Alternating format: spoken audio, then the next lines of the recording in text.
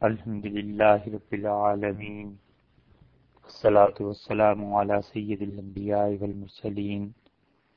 وعلی آلہ واصحابہ اجمعین، اما بعد۔ گزشتہ نشست میں آپ نے حضور اقدس صلی اللہ علیہ وسلم کے متعلق یہ بات سنی تھی کہ بالکل واضح اور صاف الفاظ میں ہم نے یہ بات کہی تھی کہ جو کوئی بھی مدینہ منورہ میں حاضری دیتا ہے اور حضور اقدس صلی اللہ علیہ وسلم کے روضہ مبارک پہ جانے کا شرف، حاضری کا شرف کسی انسان کو نصیب ہوتا ہے تو اسے اس عقیدے کے تحت جانا چاہیے کہ جو کچھ صلاۃ و سلام میں پیش کر رہا ہوں، نبی کریم صلی اللہ علیہ وسلم اپنے کانوں سے اسے سن رہے ہیں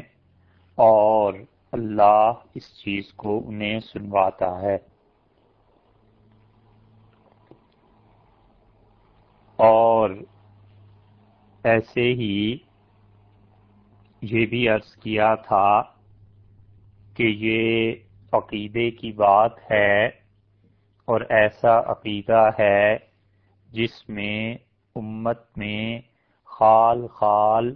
کچھ ایسے لوگ پیدا ہوتے رہے ہیں جو دین کے صحیح عقائد کے اور اہل سنت والجماعت کے مرتب کردہ جو عقائد تھے ان کے برعکس اپنا عقیدہ دیتے رہے۔ لیکن ہر دور میں امت کے صلحاء نے، اکابر نے، بڑے بڑے گرامی قدر مفتیان کرام، فقہائے اعظام رحمہم اللہ، انہوں نے نہ صرف اس عقیدے کا دفاع کیا بلکہ اس سلسلے میں کتابیں بھی لکھیں اور یہ بتایا کہ دین صحیح کیا ہے اور کسی مومن کا عقیدہ، اور خاص طور پہ نبی کریم صلی اللہ علیہ وسلم کے متعلق اس کا عقیدہ کیا ہونا چاہیے۔ بہت بڑی چیز جو اصول کی حضرت عمر بن عبدالعزیز رحمۃ اللہ علیہ نے اپنے اکابر صحابہ کرام رضی اللہ عنہم کے متعلق لکھا تھا، بس بات وہ ہے جو ساری زندگی کے لیے یاد رکھنی چاہیے۔ عمر بن عبدالعزیز رحمۃ اللہ علیہ کی یہ روایت اور ان کا یہ خط سنن ابی داؤد میں کتاب السنہ میں نقل کیا ہوا مل جائے گا کہ انہوں نے صحابہ کرام رضی اللہ عنہم کے متعلق کہا کہ وہ ایسے لوگ تھے کہ علم جو ان کے پاس آیا تھا وہ اس کو مضبوطی سے پکڑنے والے تھے اور پوری طرح اسے نافذ کرنے والے تھے، اور جو کچھ کہ انہوں نے رسول اللہ صلی اللہ علیہ وسلم سے لیا تھا اس پر وہ قائم تھے اور وہ صحیح راہ تھی۔ اور صحابہ کرام رضی اللہ عنہم کا دور جب گزرا ہے تو جن فتنوں نے سر اٹھایا ہے ان میں بہت سے فتنے تھے، اور خاص طور پہ وہ لوگ جنہیں ان اللہ کے پاک بندوں سے اختلاف رہا اور کسی نہ کسی طور وہ چاہتے تھے کہ ان پاک ہستیوں کی اہمیت لوگوں کی نظروں سے گرا دیں، انہوں نے یہ کوشش کی کہ عقائد کے معاملے میں امت کو گمراہ کر۔ حضرت معاذ رضی اللہ عنہ نے اس مرض کو سمجھا تھا اور انہوں نے یہ بات بتلائی تھی کہ دیکھو، یعنی نبی کریم صلی اللہ علیہ وسلم نے ان سے کہا کہ انہوں نے فرمایا کہ تمہارے بعد بہت سے فتنے آئیں گے اور بہت سی آزمائش کی چیزیں آئیں گی، اور لوگ ایسے ہوں گے کہ ان میں مال بڑی کثرت سے آ جائے گا، اس حدیث کو، اس بیان کو، ان جملوں کو آج کے دور کے مطابق بھی آپ سوچ لیجئے، اور آپ موجودہ دور کو سامنے رکھیے، اور آپ اندازہ کیجئے کہ ان حضرات نے کتنی بڑی بڑی باتیں ارشاد فرمائی تھیں۔ تو حضرت معاذ رضی اللہ عنہ نے یہ حدیث نقل کی کہ دیکھو ہمارے بعد جو کچھ ہونا ہے وہ یہ ہے کہ مال بڑی کثرت سے اس امت کے پاس آ جائے گا، اور پھر ایسا دور آئے گا کہ لوگ قرآن کو کھول کر بیٹھ جائیں گے، یہاں تک کہ ایک مومن انسان قرآن پاک پڑھے گا، اس کی تفسیر بیان کرے گا، اور یاخذہ، اس کا ترجمہ ہم کر رہے ہیں کہ وہ قرآن پاک کو کھولے گا اور اس کو پڑھے گا، تفسیر بیان کرے گا، اور منافق انسان بھی قرآن کو پڑھے گا، تفسیر بیان کرے گا، مرد بھی بیان کریں گے، عورت بھی بیان کرے گی، اور عورت بھی قرآن کھول کے بیٹھ جائے گی تفسیر کو بیان کرنے، والکبیر والصغیر والعبد والحر، اور بڑے بھی قرآن پاک کو بیان کریں گے، اور چھوٹے بچے بھی یہ دعویٰ لے کے اٹھیں گے کہ قرآن کو انہوں نے سمجھا ہے، اور جو غلام ہیں وہ بھی، اور جو آزاد آدمی ہیں وہ بھی، سب قرآن کی تفسیر بیان کرتے پھریں گے۔ اور پھر کوئی ان میں سے کہے گا، یا وہ منافق انسان، یا کوئی مرد یا کوئی عورت، کوئی چھوٹا اور بڑا، کوئی کہے گا کہ کیا بات ہے لوگ میری طرف متوجہ کیوں نہیں ہوتے، کیا بات ہے لوگ میرے پیچھے کیوں نہیں چلتے، کیا بات ہے لوگ میری بات کیوں نہیں مانتے، وقت قرأت القرآن، حتیٰ کہ میں نے قرآن پڑھا اور میں قرآن کی طرف لوگوں کو دعوت دیتا ہوں،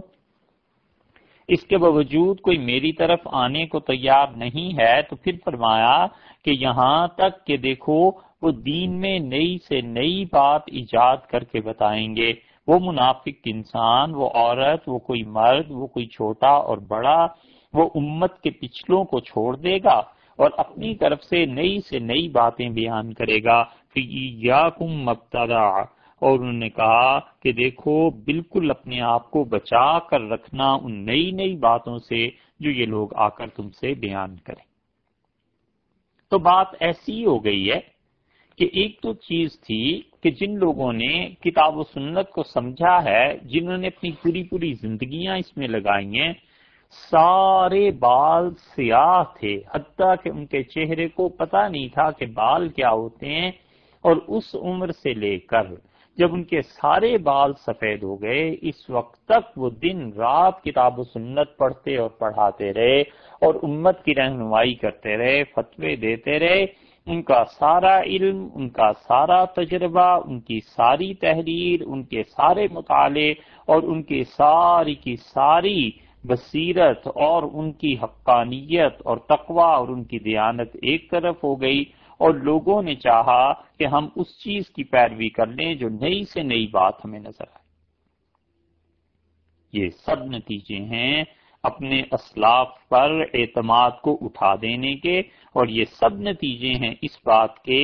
کہ بدعات اور نئی کاموں میں انسان پڑھنے لگے، اور دین کے متعلق یہ نظریہ پیش کیا جانے لگے کہ حضور اقدس صلی اللہ علیہ وسلم تو جو دین لائے بڑا پرانا ہو گیا، اب ہمیں ایک نیا دین چاہیے، ایک نئی چیز چاہیے۔ اور جب یہ چیزیں چلی ہیں تو ان کے پاس سیڑھی ایک ہی تھی، اور وہ یہ کہ کسی طرح وہ اللہ کا اور اس کے بندوں کے درمیان کا واسطہ کاٹ دیں، اللہ کا واسطہ اپنے بندوں کے ساتھ، اور دونوں کے درمیان تعلق حق تعالی شانہ کے درمیان اور بندوں کے درمیان، یہ دونوں کا لفظ غیر مناسب ہے، حق تعالی شانہ کے درمیان اور بندوں کے درمیان جو اصل واسطہ اور ضابطہ تھا وہ تو قرآن پاک تھا۔ قرآن کو تو کچھ کہہ نہیں سکتے تھے۔ پھر دوسری طرف حضور اقدس صلی اللہ علیہ وسلم تھے، انہیں بھی کچھ نہیں کہہ سکتے تھے، کیونکہ اگر نبی کریم صلی اللہ علیہ وسلم پہ تنقید اور طنز کریں تو یہ دال تو نکلتی عوام میں۔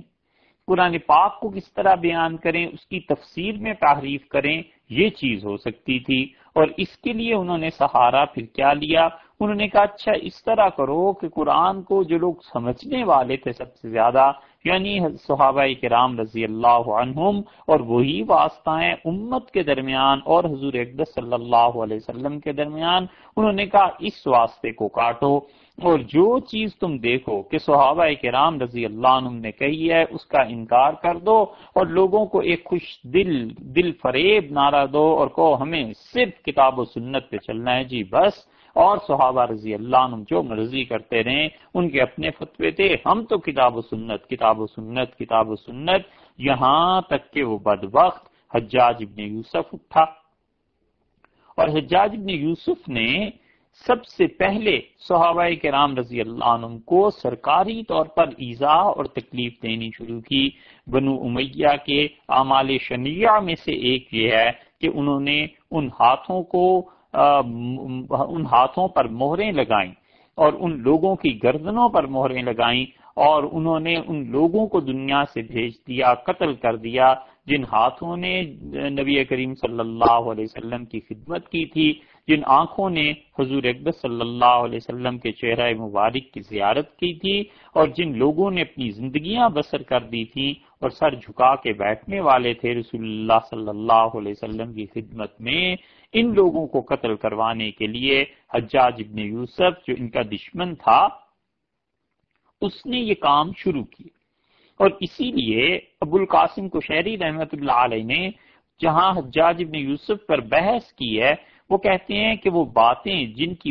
حجاج ابن یوسف کو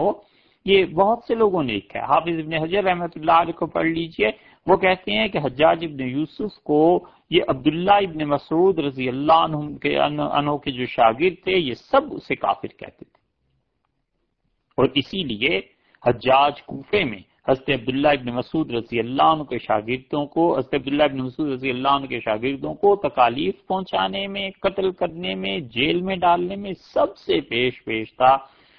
اور ابراہیم نخعی رحمۃ اللہ علیہ جیسے لوگ حجاج کو کافر کہتے تھے، اور حجاج کی کفر کی جو حرکتیں تھیں ابو القاسم قشیری رحمۃ اللہ علیہ نے لکھا ہے، وہ کہتے ہیں کہ حجاج جب مدینہ منورہ آیا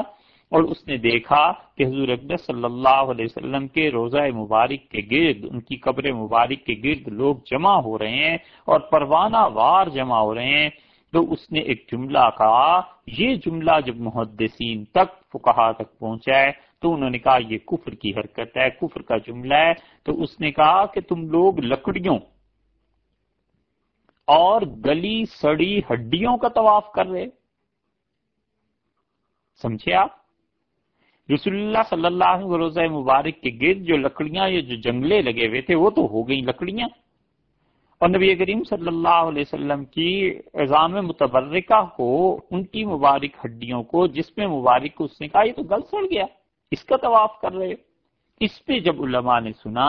تو انہوں نے اس پر کفر کا فتویٰ لگایا، اور انہوں نے کہا کہ رسول اللہ صلی اللہ علیہ وسلم کی توہین علیہ باللہ ولیعذ باللہ یہ بالکل کفر کی بات ہے۔ اس لیے یہ چیز تھی جو وہاں سے چلی، اور ہوتے ہوتے کرامیہ فرقے نے انہوں نے مستقلاً اسے اپنا لیا، اور کرامیہ اتنا بڑا فرقہ تھا کہ عالم اسلام کو خاص طور پہ بر صغیر میں اس نے اتنا فروغ پایا، ملتان اور اس کے گرد و نواح میں، کہ یہاں اہل سنت کی چولیں ہل کے رہ گئیں، اور خلافت بغداد کی، اور بغداد والے اس فتنے پر قابو نہیں پا سکے، اتنے زیادہ یہ لوگ ہو گئے۔ انہوں نے یہ فتنہ کھڑا کیوں کیا؟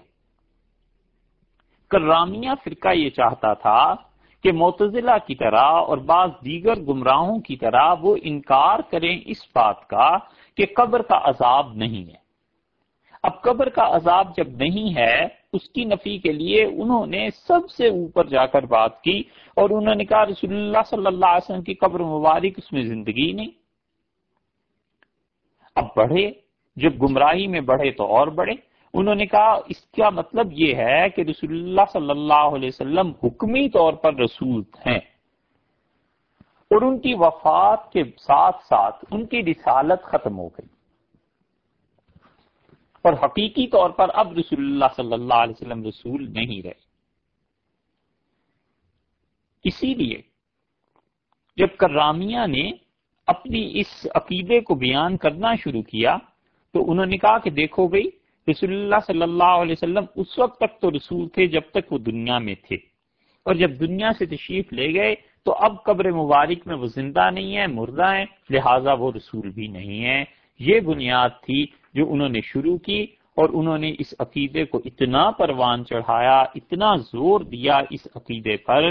کہ بڑے بڑے عالم اسلام کے لوگ ہل کے رہ گئے اس وقت کے۔ اور یہ وہ چیزیں تھیں جو امام ابو حنیفہ رحمۃ اللہ علیہ نے قبل از وقت اپنی بصیرت سے جان لی تھیں، اور انہیں اندازہ ہو گیا تھا کہ یہ جو بیج آج عالم اسلام میں لگائے جا رہے ہیں، اس کے پھل جب آئیں گے تو کتنے کڑوے ہوں گے۔ ڈٹ گئے اور قال ابو حنیفہ نے کہا انہو رسول الآن، رسول اللہ صلی اللہ علیہ وسلم حقیقت میں اب بھی رسول ہیں۔ وقالت الکرامی لا، اور کرامی جو تھے انہوں نے کہا اب ہم نہیں مانتے۔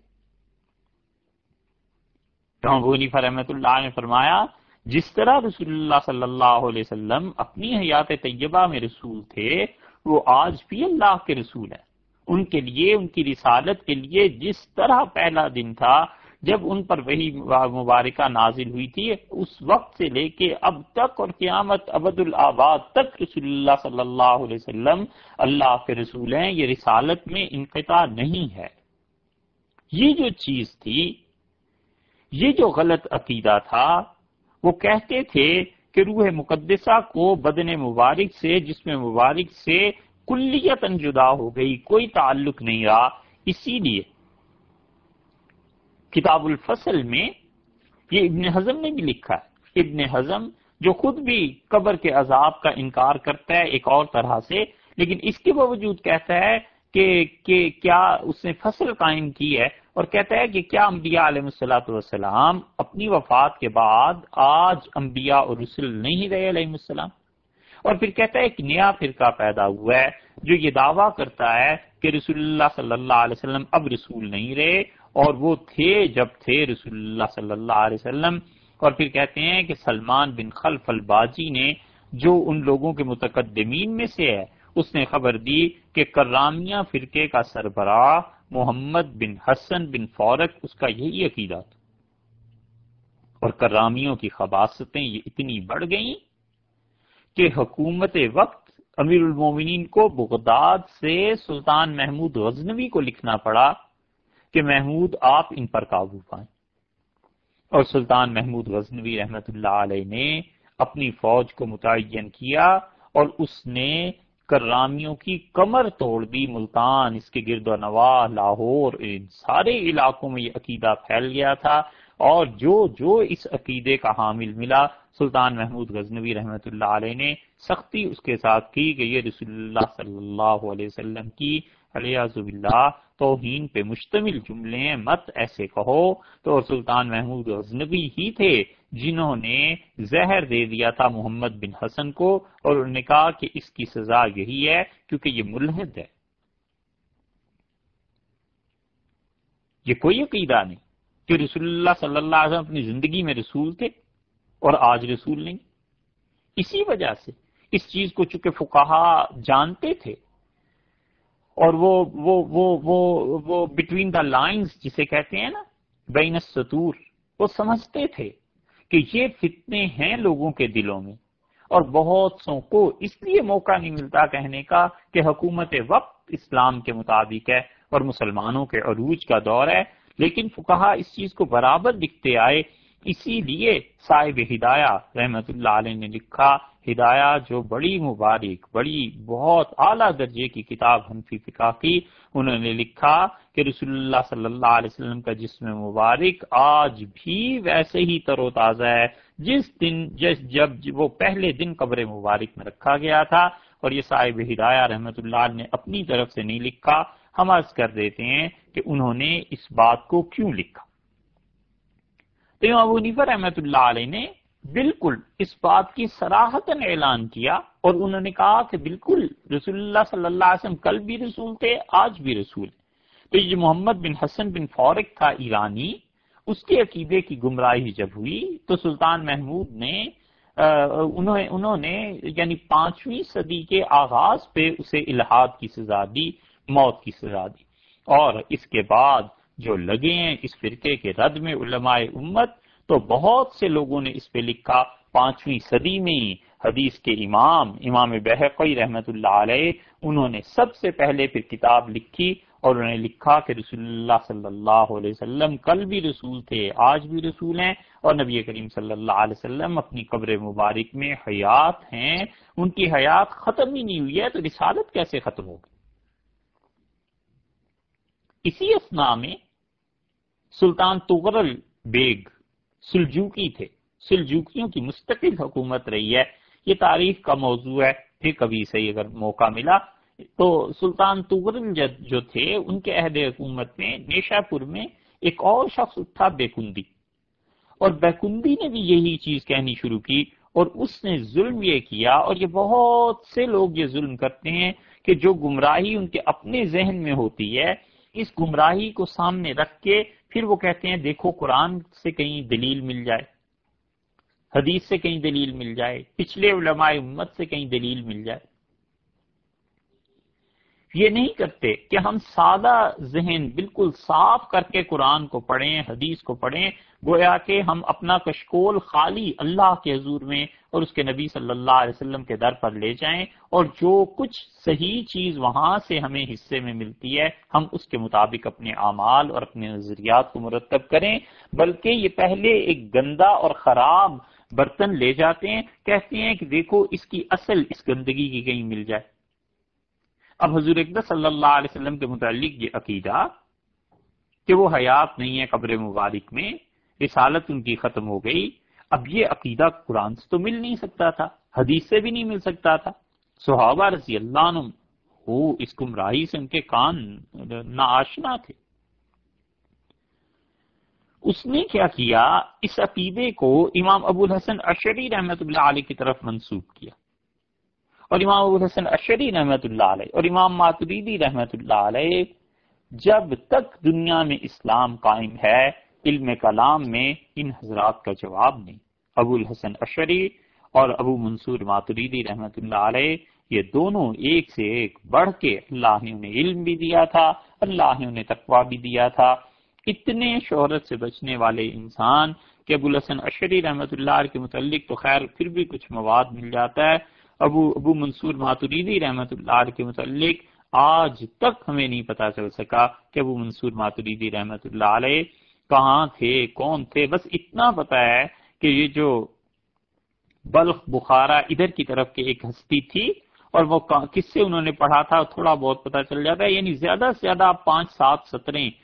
یقینی طور پہ جان سکتے ہیں. اتنے چھپے ہوئے لوگ تھے اللہ نے جنہیں علم اور تقویٰ کی دولت دی تھی، اور جن میں تربیت تھی، اور جو لوگ اپنے آپ کو کچھ نہیں سمجھتے تھے، تواضع، اور اللہ نے جن کی عظمتوں کے جھنڈے گاڑ دیے، وہ لوگ اپنے آپ کو بڑا شہرت سے بچاتے تھے، بڑے عاجز بن کے رہتے تھے. اور بندگی اللہ کی جتنی غالب آ جاتی ہے انسان اتنا ہی اپنے آپ کو کچھ نہیں سمجھتا،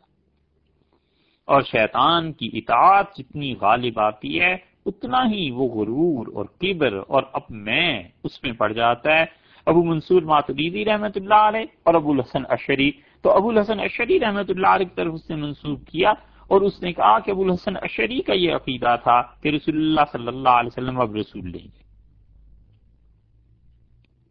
اور یہ اس لیے بھی تھا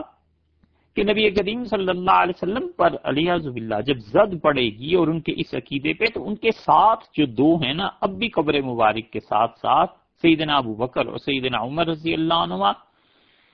ان کی بھی شان کم ہوگی. اور اندازہ ہو جائے گا کہ جب رسول اللہ صلی اللہ علیہ وسلم ہی رسول نہیں رہے تو ان کے ساتھ جو بھی دو لیٹے ہوئے ہیں ان کی بھی کوئی حیثیت نہیں ہے علیہ الصلوۃ والسلام. اور پھر اس کے بعد قبر کے عذاب کا انکار، یہ سب چیزیں بڑی آسانی سے پیدا ہو جائیں گی. اور پھر اس بات کو جب انہوں نے تبلیغ کرنا شروع کیا امت میں اس عقیدے کو، تو امام وقت تھے حدیث کے امام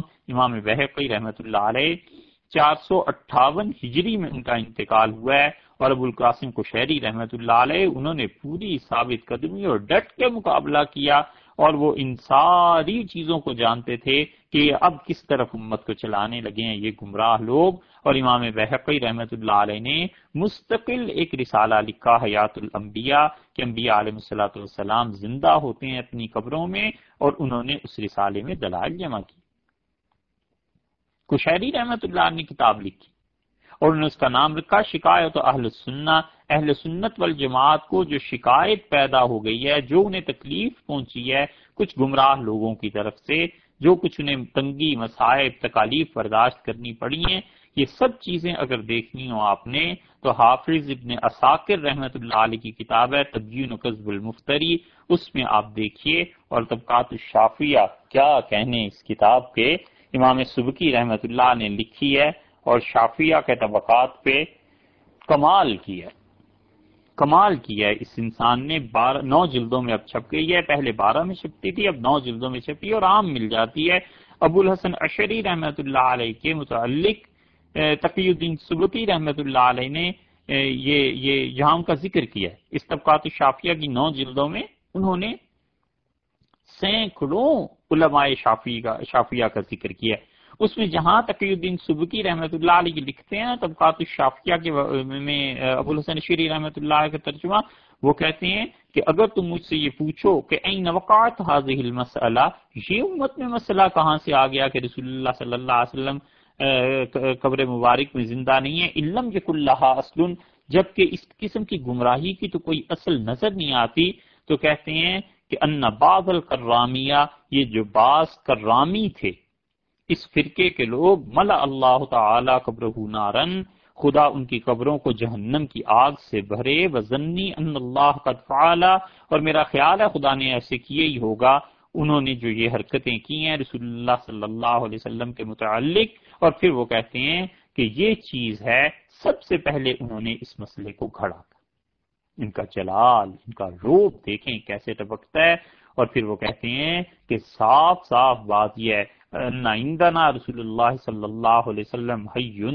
ہمارے نزدیک نبی کریم صلی اللہ علیہ وسلم قبر مبارک میں زندہ ہیں اور وہ رسول بھی ہیں. اور رسول اللہ صلی اللہ علیہ وسلم کی یہ حیات جو ہے اس میں احساس ہے جسم مبارک میں، اور رسول اللہ صلی اللہ علیہ وسلم کو علم بھی ہے، اور امت کے اعمال آپ پر پیش بھی کیے جاتے ہیں، اور آپ کو صلاۃ و سلام اپنے امتیوں کا پہنچایا بھی جاتا ہے جیسے کہ ہم نے بیان کر دیا ہے. اور پھر اپنا عقیدہ صاف صاف لکھتے ہیں کہ صرف رسول اللہ صلی اللہ علیہ وسلم ہی نہیں، تمام انبیاء علیہ السلام احیاء فی قبورہم، اپنی اپنی قبروں میں زندہ ہیں. فأین الموت،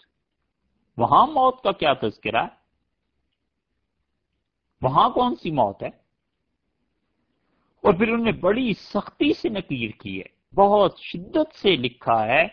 کہ جو کوئی بھی ابو الحسن اشعری رحمۃ اللہ علیہ سے لوگ بولتے ہیں وہ جھوٹ بولتے ہیں، کہ جو یہ کہتے ہیں کہ ابو الحسن اشعری رحمۃ اللہ علیہ کا یہ عقیدہ تھا کہ رسول اللہ صلی اللہ علیہ وسلم اپنی قبر مبارک میں رسول نہیں ہے، فبہتان عظیم، یہ بڑا بہتان ہے، وکذب محض، اور صرف جھوٹ ہے. لم ینطق احد منہم، کسی ایک اشعری نے بھی آج تک یہ بات نہیں کہی، نہ ہم نے ان کی کتابوں میں پڑھی ہے. وعندہم، اور اشاعرہ کے نزدیک عقیدہ ہمارا امت کا یہی ہے کہ محمد صلی اللہ علیہ وسلم، کہ محمد صلی اللہ علیہ وسلم حی فی قبرہی، اپنی قبر مبارک میں زندہ ہیں علیہ الصلوۃ والسلام. یہی چیز ان کے بعد کئی صدیوں کے بعد ابن عابدین شامی، ہمارے جن کی کتاب شامی پہ سارے حنفی فقہا فتویٰ دیتے ہیں، اور جو بالکل متاخرین میں آ جاتے ہیں، آج سے 150-200 برس قبل کی شخصیت، شامی رحمۃ اللہ علیہ نے بھی اسی کو لکھا. اور وہ صاف صاف لکھتے ہیں شامی میں کہ امام اہل سنت ابو الحسن اشعری رحمۃ اللہ علیہ کی طرف جو عقیدہ منسوب کیا گیا کہ نبی کریم صلی اللہ علیہ وسلم کے لیے وفات ہو گئی تو آپ کی رسالت ختم ہو گئی، وہ کہتے ہیں یہ ابو الحسن اشعری رحمۃ اللہ علیہ کا عقیدہ نہیں تھا، جھوٹ لکھا ہے لوگوں نے ان کے متعلق، اور ان کے دشمنوں نے ان کی طرف منسوب کر دیا ہے. اور پھر وہ کہتے ہیں کہ تحقیق کی بات یہ ہے کہ احیاء فی قبورہم، انبیاء علیہ السلام اپنی اپنی قبروں میں زندہ ہیں. اور پھر انہوں نے امام ابو الحسن اشعری رحمۃ اللہ علیہ کے جھوٹ جنہوں نے ان کے متعلق لگایا تھا ان کی بھی سختی سے خبر لی. یہ ساری چیزیں یہ ہیں کہ امت میں یہ عقیدہ جس زمانے میں بھی پیدا ہوا یہ تھے گمراہ لوگ جنہوں نے اس عقیدوں کو پیدا کیا، اور پھر جب بھی کہیں ضرورت پیش آئی کہ دیکھو یہ کہیں چیز ایسے نہ ہو جائے کہ لوگ اسے عقیدے کے طور پر اپنا لیں، امت میں سختی سے اس کی تردید کرنے والے حضرات بھی پیدا ہوتے رہے۔ اسی لیے سبکی رحمۃ اللہ علیہ کے متعلق آپ نے دیکھا ہے کیسے شدید الفاظ میں انہوں نے اس چیز کو ظاہر کیا۔ اور کرامیہ میں یہ بات آئی کہاں سے تھی؟ اصل میں ان کا بھی ایک اور بھی عقیدہ تھا، اور اس کو حافظ ابن حجر اسقلانی رحمۃ اللہ علیہ نے نخبۃ الفکر کی شرح میں لکھا ہے۔ نخبۃ الفکر کی شرح آپ دیکھیں، یہ نخبہ جو ہے حدیث کے اصول کی ایک کتاب ہے، حافظ ابن حجر اسقلانی رحمۃ اللہ علیہ اس میں لکھتے ہیں، وہ کہتے ہیں کہ کرامیہ فرقے کے لوگوں کا اور بعض صوفی یہ بھی خیال کر لینا چاہیے، وہ کہتے ہیں ان سب کا نظریہ یہ ہے کہ دین کی طرف بلانے کے لیے، لوگوں کو ترغیب دینے کے لیے، لوگوں کو اپنی طرف کھینچنے کے لیے، وعظ اور نصیحت لوگوں کو کرنے کے لیے جھوٹ گھڑنا جائز ہے۔ اور پھر شیخ لکھتے ہیں وہ خطا، اور یہ غلطی ہے بہت بڑی، من فعلہ، جس نے اس کام کو کیا، نشأ عن جہل، اور اس کا منشا صرف جہالت ہے، علم ہوتا تو کبھی ایسی حرکت نہ کرتے، یہ جاہل لوگ ہیں۔ اور پھر اس کے بعد وہ لکھتے ہیں اسی میں نخبۃ الفکر میں کہ جھوٹ جائز ہونے سے مراد ان کی یہی ہوتی ہے کہ جو دین وہ لوگوں میں پھیلانا چاہتے ہیں جھوٹ بول بول کے اس کو اپنی طرف، لوگوں کو اپنی طرف کھینچیں۔ افسوس سے کہنا پڑتا ہے کہ ہمارے اس دور میں بھی کتنی جماعتیں اور کتنے ہی لوگ ایسے ہیں جو محض اس لیے کہ لوگ ان کی مسجد میں زیادہ آئیں، محض اس لیے کہ ان کی تقریریں مقبول ہو جائیں، محض اس لیے کہ لوگ یہ سمجھیں کہ دین حقیقی یہی ہے، وہ دھڑلے سے جھوٹ بولتے ہیں۔ نبی کریم صلی اللہ علیہ وسلم کی ذات پاک پہ بھی جھوٹی روایات گھڑ گھڑ کے سناتے رہیں گے،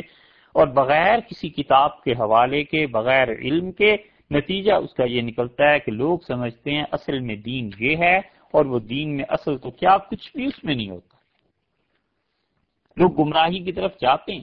ضلوا فاضلوا، خود بھی گمراہ، لوگوں کو بھی گمراہ کرنے کے لیے، اور ان کو سے پوچھئے کہ بھئی یہ جھوٹ کیوں بول رہے ہو؟ تو اول تو کوئی جھوٹ سمجھتا ہی نہیں، اور سمجھ بھی جائے تو وہ کہتا ہے جی ٹھیک ہے، لوگ اس طرح دین کی طرف تو آ رہے ہیں نا، کوئی پرواہ نہیں۔ یہ تو کرامی کرتے تھے اور بعض جاہل صوفی کرتے تھے۔ یہ پھر اس امت میں عذاب آ گیا ہے کہ نبی کریم صلی اللہ علیہ وسلم کے نام پہ جھوٹ بول لیا، صحابہ کرام رضی اللہ عنہم کے نام پہ جھوٹ بول لیا۔ کون پوچھتا ہے کہ صاحب یہ حدیث کس کتاب میں آئی ہے، یہ کس جگہ آپ نے پڑھا ہے؟ کوئی ہمیں بھی اس کا حوالہ پتا چلے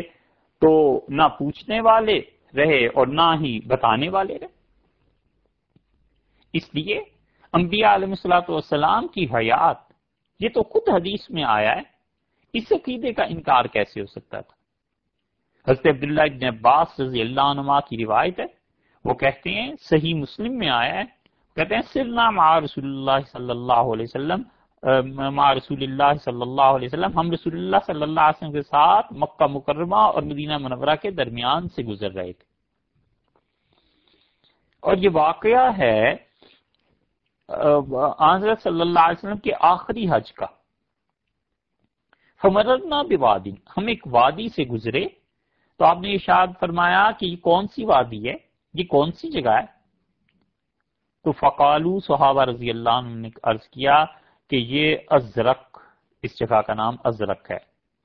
فقال، تو رسول اللہ صلی اللہ علیہ وسلم نے فرمایا کأنی انظر الی موسیٰ، دیکھو ایسے جیسے میں موسیٰ علیہ السلام کو دیکھ رہا ہوں۔ فذکر من لونہ وشعرہ شیئا، اور رسول اللہ صلی اللہ علیہ وسلم نے پھر ان کا رنگ بتایا اور ان کے بال بھی بتائے کہ وہ کیسے۔ دوسری روایت میں آیا ہے رسول اللہ صلی اللہ علیہ وسلم، یہ دیکھو موسیٰ علیہ السلام جا رہے ہیں حج کرنے کے لیے، اور آپ نے فرمایا ان کے بال گھنگریالے ہیں اور گندمی رنگ ہے۔ ایک اور جگہ بھی آیا ہے رسول اللہ صلی اللہ علیہ وسلم نے فرمایا کہ موسیٰ علیہ السلام سے جب میں معراج میں ملا تھا تو جیسے یہ جاٹ ہوتے ہیں نا، جاٹ، یہ خالص پنجاب کی ایک ذات ہے نا جاٹ، تو رسول اللہ صلی اللہ علیہ وسلم نے فرمایا مجھے ایسے لگا جیسے یہ جاٹ ہوں، یعنی اس قوم سے تعلق رکھتے ہوں۔ پنجاب کے، سندھ کے لوگ جاتے تھے عربوں کے ہاں تجارت کرنے تو عرب دیکھتے تھے، رسول اللہ صلی اللہ علیہ وسلم نے بھی جاٹوں کو دیکھا ہوا تھا. تو آپ نے فرمایا مجھے ایسے لگا جیسے حضرت موسیٰ علیہ الصلوۃ والسلام کا تعلق ایسے کسی خانوادے قبیلے گھرانے سے. تو یہ نبی کریم صلی اللہ علیہ وسلم نے جو فرمایا ہے کہ رنگ اور بالوں کا ذکر، یہ اس کی تاکید میں تھا کہ واقعی آپ نے دیکھا ہے. اور یہ تو ایک حدیث ہے، 5 انبیاء علیہ السلام ایسے ہیں جنہیں رسول اللہ صلی اللہ علیہ وسلم نے اپنے اس آخری حج میں ذکر کر کر کے بتایا صحابہ رضی اللہ عنہ کو، اور یہ ان میں سے ایک ہی ہیں. صحیح بخاری میں آیا، آپ نے فرمایا یہ دیکھو موسیٰ علیہ السلام کو میں تو گویا دیکھ رہا ہوں، اور آپ نے فرمایا یہ اس وادی میں اتر رہے ہیں، نشیب میں چل رہے ہیں، جا رہے ہیں، اور لبیک اللہم لبیک کہہ رہے ہیں. یہ لبیک کہنا حج کے اعمال میں سے ہے، اور یہ اعمال اس دنیا میں ہی ہوئے ہیں. انبیاء علیہ الصلوۃ والسلام وفات کے بعد اپنی قبروں میں نمازیں بھی پڑھتے ہیں، حج کے لیے بھی آتے ہیں. یہ آیا ہے صحیح مسلم میں اور صحیح بخاری. اس کی شرح میں پھر لگے ہیں محدثین، اور 10ویں صدی کے حدیث کے مجدد ملا علی قاری رحمۃ اللہ علیہ، بڑا ٹھکانہ اور مقام ہے اس شخص کا. ملا علی قاری رحمۃ اللہ نے کہا کہ اسی حدیث کی شرح میں مرقات میں انہوں نے لکھا ہے، مرقات اگرچہ مشکات کی شرح ہے لیکن اس حدیث کی شرح انہوں نے وہاں لکھی ہے، اور کہتے ہیں کہ اعمال حج کے یہ جسم سے ہوتے ہیں، صرف روح سے نہیں. اس کا مطلب یہ ہوا کہ سیدنا موسیٰ علیہ الصلوۃ والسلام کی روح مبارکہ جسمانی صورت میں دنیا میں آئی تھی، حج کرنے جا رہے تھے. اور رسول اللہ صلی اللہ علیہ وسلم نے حضرت یونس علیہ الصلوۃ والسلام کو بھی دیکھا، اور رسول اللہ صلی اللہ علیہ وسلم نے فرمایا یہ دیکھو اللہ کے نبی یونس علیہ الصلوۃ والسلام جا رہے ہیں. امام احمد ابن حنبل 2 ہو گئے. امام احمد ابن حنبل رحمۃ اللہ علیہ کہتے ہیں کہ حج کے موقع پہ رسول اللہ صلی اللہ علیہ وسلم گزرے ہیں وادی اسفان سے، مر بہ ہود و صالح علیہ الصلوۃ والسلام، اور رسول اللہ صلی اللہ علیہ وسلم نے حضرت ہود اور حضرت صالح علیہ الصلوۃ والسلام کی خبر دی. آپ نے فرمایا کہ یہ دونوں اللہ کے نبی اونٹوں پر سوار میرے پاس سے گزرے، اور آپ نے فرمایا اونٹوں کی مہار جو ہوتی ہے کھجور کی بنی ہوئی تھی، اور پھر رسول اللہ صلی اللہ علیہ وسلم نے ذکر کیا ان کی لنگیاں کیسی ہیں، دھوتی نیچے والی چادر کیسے باندھی ہوئی ہے. اور پھر آپ نے ارشاد فرمایا کہ کہاں جا رہے تھے، آپ نے فرمایا کہ یلبون تلبیہ کہہ رہے ہیں، لبیک اللہم لبیک بھی کہہ رہے ہیں، اور یحجون البیت العتیق، اور اللہ کے اس پرانے گھر کا یعنی بیت اللہ کا طواف کرنے کے لیے، حاضری کے لیے خدا کے ہاں جا رہے ہیں. 4 ہو گئے. اس حدیث کو یہ حافظ ابن کثیر رحمۃ اللہ علیہ نے البدایہ والنہایہ میں لکھا ہے، اور اس کے بعد کہتے ہیں کہ حدیث حسن کے درجے کی ہے، مضبوط حدیث مانا ہے اس کا. حافظ ابو یعلا ہیں، اب ان کی کتابیں چھپ کے آ رہی ہیں نا، مسند ابی یعلا، مسند ابی یعلا میں انہوں نے حدیث لائی ہے، اس میں وہ حضرت نوح علیہ الصلوۃ والسلام کا ذکر کرتے ہیں اور حضرت ابراہیم علیہ الصلوۃ والسلام کا نام بھی لیتے ہیں.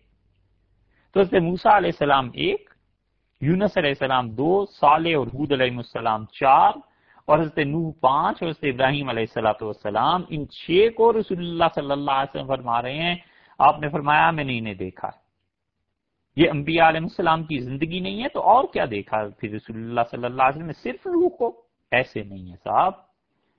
آپ نے فرمایا حضرت موسیٰ علیہ السلام کے متعلق تو خود مسلم میں دوسری جگہ آیا ہے، رسول اللہ صلی اللہ علیہ وسلم میں معراج کی رات میں جب گیا تو آپ نے فرمایا سرخ ٹیلے کے پاس موسیٰ علیہ السلام کو میں حیران رہ گیا. جبریل نے جب مجھے اشارہ کیا کہ یہ دیکھیں تو آپ نے فرمایا میں نے قبر میں دیکھا ایک آدمی کھڑا نماز پڑھ رہا ہے، اور حدیث میں الفاظ ہی آئے ہیں کہ آپ نے فرمایا میں حیرت میں ڈوب گیا، میں حیران رہ گیا. تو جبریل نے مجھے کہا یہ موسیٰ علیہ السلام نماز پڑھ رہے ہیں. اس کا مطلب یہ ہے کہ رسول اللہ صلی اللہ علیہ وسلم کو تردد ہو رہا تھا کہ یا اللہ یہ واقعی حقیقت میں دیکھ رہا ہوں یا یہ کوئی میرے خواب میں ہے، یہ کیا ہے؟ تو آپ نے فرمایا کہ میں حیران رہ گیا، موسیٰ علیہ السلام کی قبر مبارک میں کھڑے نماز پڑھ رہے تھے. یہ نبوت ہے بھائی، کوئی چھوٹی سی چیز ہے.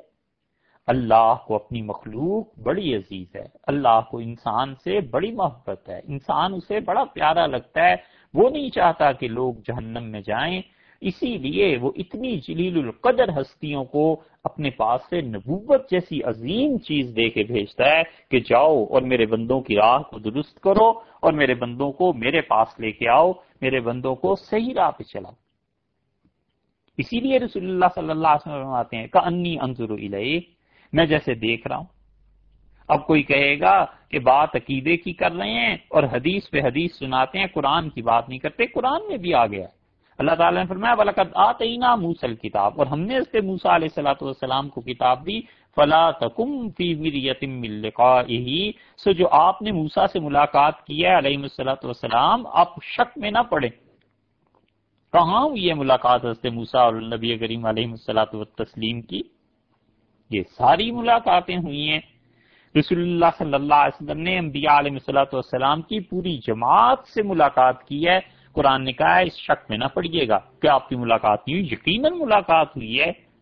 اور جو یقیناً حضرت موسیٰ علیہ السلام سے نبی کریم صلی اللہ علیہ وسلم کی ملاقات ہوئی ہے، تمام انبیاء علیہ السلام سے ہوئی ہے، آخر کس چیز سے ہوئی تھی؟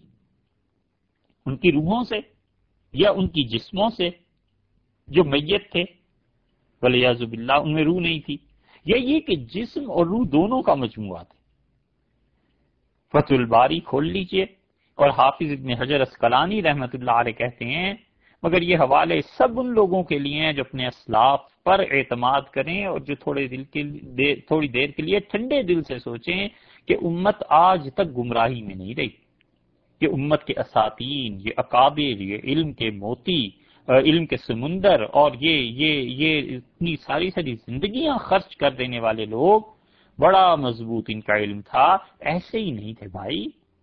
کہ لوگوں کی گمراہی کا ذمہ اپنی گردن میں لے لیتے۔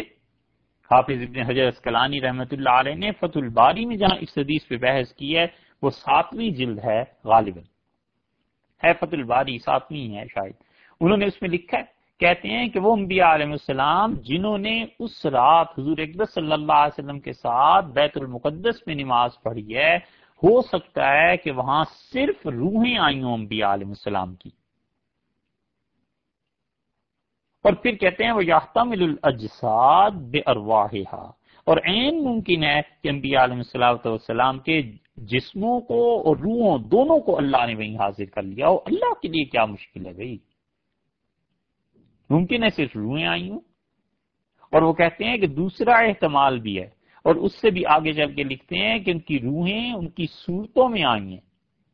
اور رسول اللہ صلی اللہ علیہ وسلم کی تعظیم، ان کے شرف، ان کی عزت، اس کے لیے یہ چیز ہوئی ہے۔ اور پھر وہ لائیں حضرت انس کی روایت کہ حضرت انس رضی اللہ عنہ نے کہا کہ رسول اللہ صلی اللہ علیہ وسلم کے لیے حضرت آدم اور دوسرے سب انبیاء علیہ السلام اٹھائے گئے اور پیش کیے گئے۔ یہ ہے رسول اللہ صلی اللہ علیہ وسلم کا شرف، ان کی عزت، ان کی منزلت، ان کی رفعت، ان کی شخصیت، ان کی ہستی، اور ان کا اللہ کے ساتھ تعلق، کہ اللہ نے ان تمام انبیاء علیہ السلام کو کے روحوں اور جسموں سمیت حاضر کر دیا۔ اسی لیے تو سبکی کہتے ہیں رحمت اللہ علیہ کہ وہاں موت کا کیا تذکرہ ہے۔ اور پھر بڑی اچھی بات آگے چل کے انہوں نے لکھی ہے، وہ کہتے ہیں کہ حدیث سے یہ ملاقاتیں ثابت ہیں، اور بیت المقدس میں یہ نماز بھی ثابت ہے، اور عقل کہتے ہیں کہ اس کا انکار نہیں کرتی، یعنی عقل میں بات آتی ہے کہ خدا کے لیے تو ممکن ہے نا۔ اور پھر کہتے ہیں نقل سے یہ بات ثابت ہے، دل ذالک علی حیاتہم، کہ انبیاء علیہ السلام اپنی قبروں میں زندہ ہوتے ہیں۔ وہ کہتے ہیں کہ یہ سب کی سب چیزیں درست ہیں، نہ عقل اس کا انکار کرتی ہے، نہ نقل اس کا انکار کرتی ہے، یہ سب کے سب حضرات کا معاملہ ایسا ہے۔ بیت المقدس میں نماز پڑھی، انبیاء علیہ السلام سے ملاقات کی، پھر کوئی کیسے کہہ سکتا ہے کہ یہ چیزیں جو تھیں وہ حقیقت میں نہیں تھیں؟ روحیں جسم کے ساتھ آئی ہیں اور رسول اللہ صلی اللہ علیہ وسلم کی خدمت میں آئی ہیں، ان لوگوں نے نماز پڑھی ہے، پھر اس کے بعد وہاں پر ان کی بحث شروع ہوئی کہ یہ کیا کیا چیزیں ہیں، قیامت کب آ رہی ہے، اور یہ کیا چیز ہوگی۔ اور حضرت عیسیٰ علیہ السلام سے بھی تو رسول اللہ صلی اللہ علیہ وسلم کی ملاقات ثابت ہے، اور انبیاء علیہ السلام نے ان سے پوچھا، انہوں نے کہا کوئی علم نہیں کہ قیامت کب آ رہی ہے، بس اللہ نے یہ وعدہ کیا ہے کہ آپ کی امت میں یعنی رسول اللہ صلی اللہ علیہ وسلم کی امت کے میں آخر پہ اللہ تعالیٰ انہیں بھیجے گا، یہ انہوں نے بھی اقرار کیا۔ اشکال کیا رہ جاتا ہے؟ یہی کہ روحیں جسم کی صورت میں آ کیسے جاتی ہیں؟ روحیں آ جاتی ہیں۔ اللہ کے لیے اول تو یہ بات ہے ہی نہیں کہ اس نے انبیاء علیہ السلام کا جسم روح دونوں حاضر کر دی ہوں، سیدھی سی بات ہے بھائی۔ چلیے مان لیجئے، ہم کہتے ہیں روح کو خود جسم کی صورت ملتی ہے، حدیث میں نہیں آیا، دوسری جگہ سے آ جائیے، حدیث میں آیا ہے، رسول اللہ صلی اللہ علیہ وسلم نے بتایا ہے کہ شہداء جو شہید ہو جاتے ہیں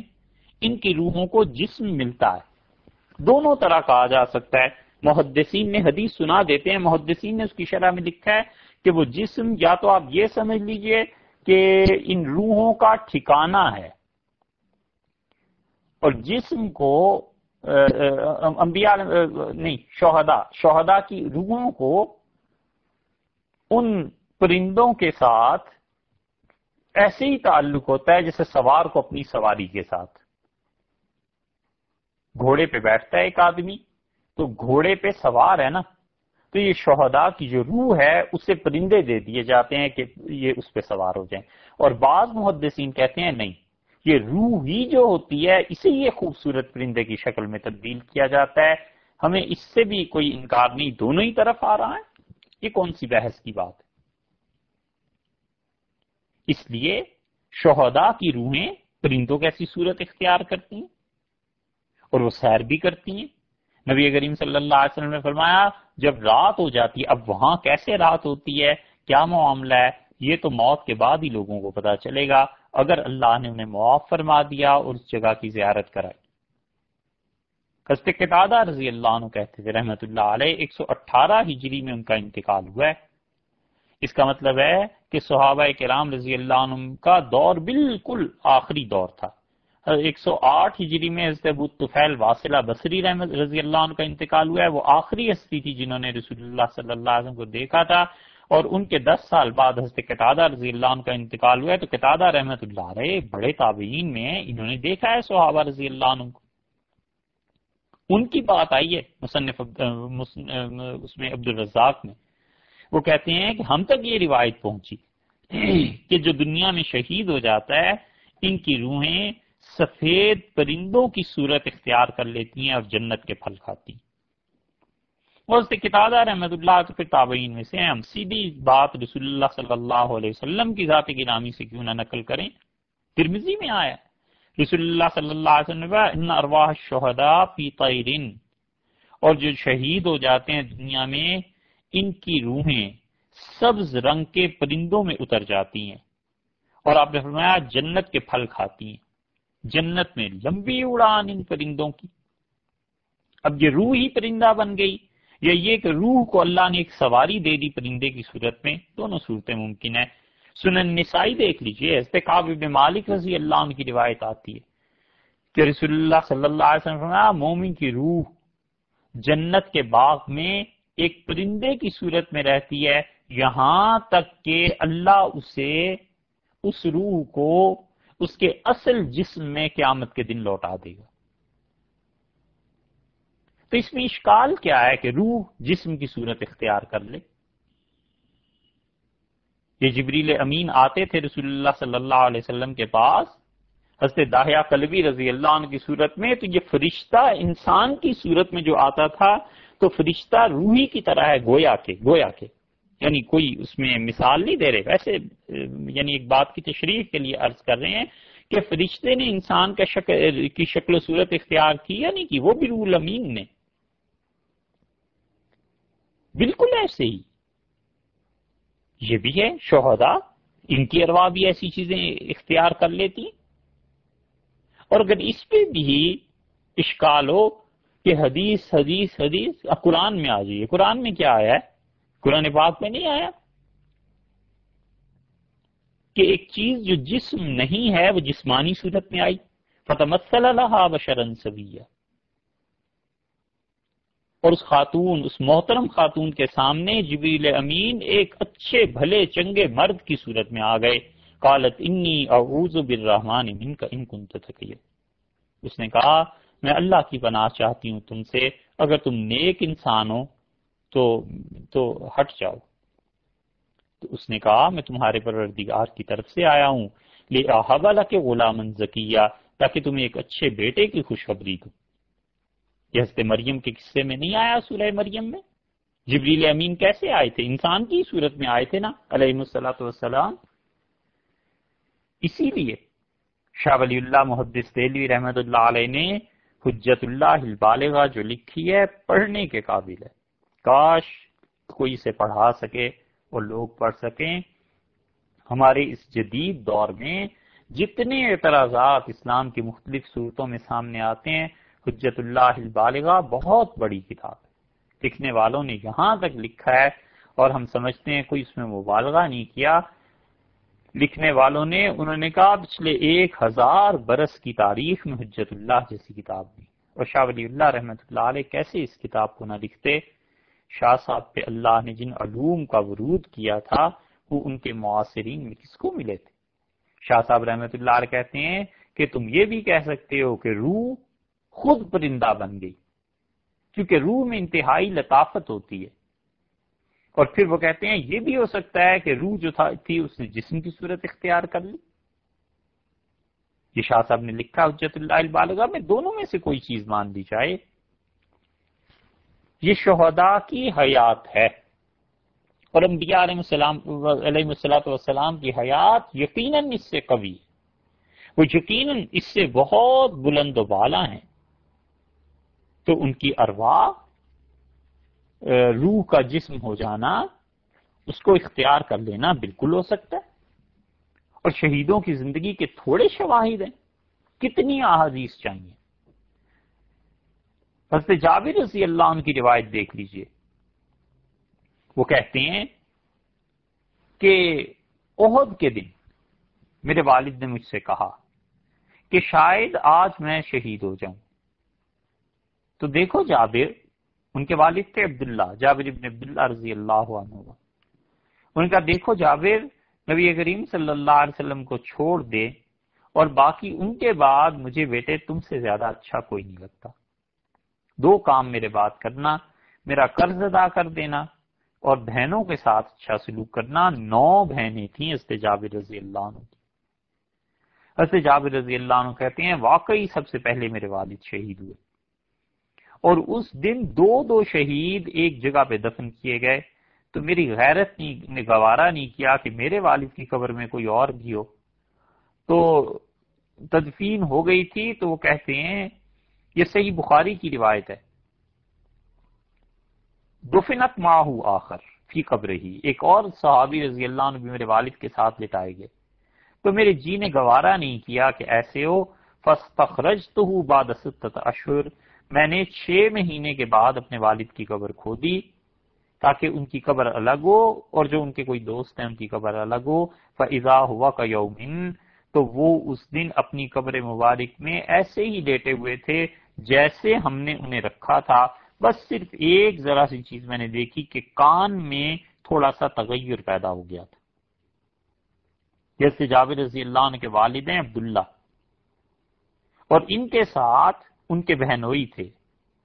عمر بن جموح رضی اللہ عنہ. یہ دونوں اکٹھے دفن کیے گئے تھے. فتح الباری میں آیا ہے. تو انہوں نے اپنے یہ شہداء کی زندگی نہیں ہے تو اور کیا ہے. 6 مہینے بعد بھی لاش میت ویسی ہی ویسی ہے. اور 6 مہینے کا تو تھوڑی سی بات ہے، 50 برس کے بعد، یعنی آپ اندازہ کیجئے پورا دور رسول اللہ صلی اللہ علیہ وسلم کی حیات طیبہ کا،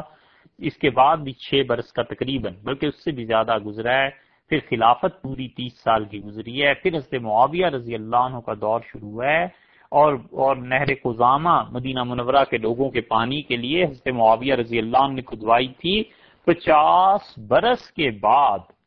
جب حضرت معاویہ رضی اللہ عنہ نے انجینئرز کو کہا کہ مدینہ منورہ میں پانی کا بڑا مسئلہ ہو گیا ہے، تو انہوں نے کہا حضرت نہر کھدائیں، اور نہر جو ہے اس میں احد پہاڑ تو آئے گا ہی آئے گا. اور اس میں جو صحابہ کرام رضی اللہ عنہ کی قبریں بھی آتی. تو جو حصہ ہے تو حضرت معاویہ رضی اللہ عنہ نے اعلان کیا مدینہ منورہ میں، انہوں نے کہا بھئی جس چیز کی جو میت ہے نکال کے لے جاؤ، مجھے ان قبروں سے زیادہ مسلمانوں کے پانی کا مسئلہ ہے کہ مسلمانوں کو پانی ملنا چاہیے. کھدائی شروع ہو گئی اور سید الشہداء حضرت حمزہ رضی اللہ عنہ کا جسد مبارک نکالا گیا. تو کہتے ہیں، اور یہ کہنے والے بھی کون ہیں، یہ سیرت ابن ہشام میں اور جگہ پہ، کئی جگہ پہ، فتح الباری میں اور جگہ پہ آئے گا کہ جب نکالے گئے ہیں تو اس امت میں جو شہداء احد میں دفن کیے گئے تھے 50 برس کے بعد ان کی لاشیں ویسی کی ویسی تھیں. اور حضرت حمزہ رضی اللہ عنہ کا جب جسد مبارک نکال رہے تھے تو جو مزدور کام کر رہا تھا اس کا بیلچہ حضرت حمزہ رضی اللہ عنہ کی انگلی پر لگ گیا اور وہ کہتے ہیں اس سے خون جاری ہو گیا. یہ شہادت کے بعد زندگی نہیں ہے تو اور کیا ہے؟ یہ ایسے ہی ہے، ہر جگہ مل جائے گا آپ. حضرت عمر رضی اللہ عنہ کے زمانے میں نجران کے ایک آدمی نے، یہ بھی تفسیروں میں مل جائے گا، خازن نے یہ واقعہ لکھا ہے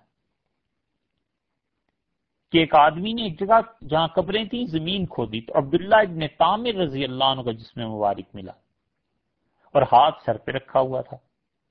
شہید ہو گئے تھے نا. تو راوی کہتا ہے کہ جب میں ان کا ہاتھ زخم سے ہٹاتا تھا تو زخم سے خون بہنے لگتا تھا،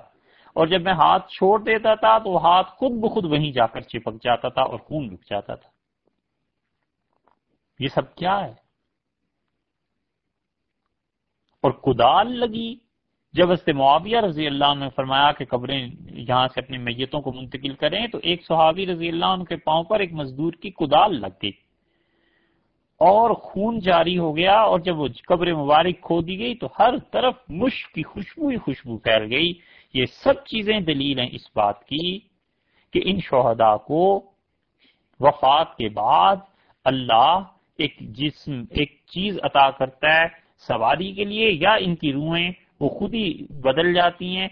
یعنی پرندوں کی صورت اختیار کر لیتی ہیں. بہرحال شہداء کی زندگی اس سے ثابت ہوتی ہے.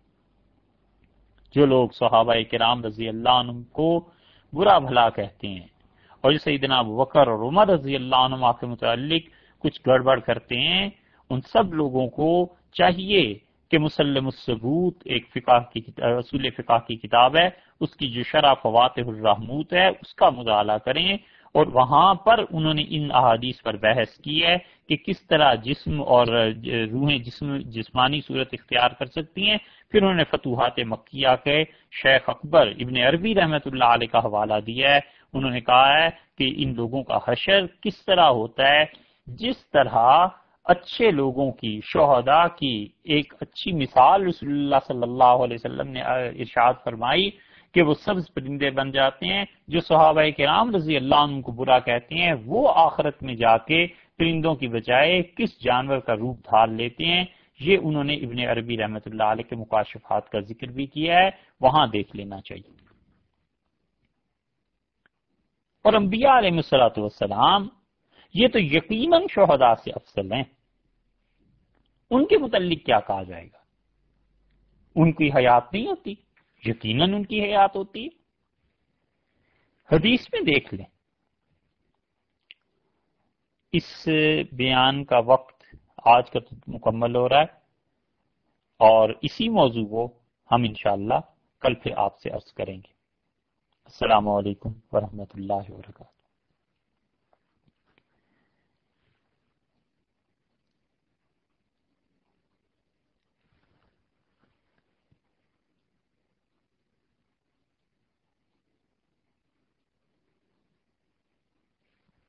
الحمد للہ رب العالمین والصلاة والسلام علی سید الانبیاء والمرسلین وعلی آلہ وصحبہ اجمعین، اما بعد.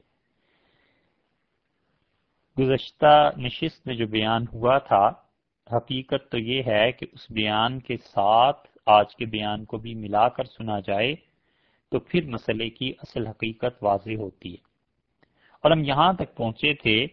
کہ شہداء کو اللہ تعالیٰ ایک جسم عنایت کرتا ہے اور انبیاء علیہ الصلوۃ والسلام کی روحانیت اور انبیاء علیہ الصلوۃ والسلام کی حیات در حقیقت شہداء رضی اللہ عنہم سے بھی کہیں زیادہ قوی ہوتی۔ اس سلسلے میں آپ حدیث کو دیکھ لیں، ڈائریکٹ وہ احادیث جس میں رسول اللہ صلی اللہ علیہ وسلم کی اپنی حیات طیبہ کا ذکر ہے، اتنی احادیث ہیں، اتنی چیزیں ہیں، امت نے اس عقیدے کی بنیاد انہی چیزوں پر رکھی ہے۔ حضرت اوس ابن اوس کی روایت ہے، کتنے حوالے چاہیے؟ سنن ابی داؤد میں آئی ہے، نسائی میں ہے، ابن ماجہ میں ہے، دارمی میں ہے، ان سارے لوگوں نے اس حدیث کو لکھا ہے اور ان کے نزدیک صحیح تھی تو ہی تو لکھا ہے۔ وہ کہتے ہیں کہ رسول اللہ صلی اللہ علیہ وسلم نے فرمایا کہ تمہارے دنوں میں سب سے اچھا دن جمعے کا ہے،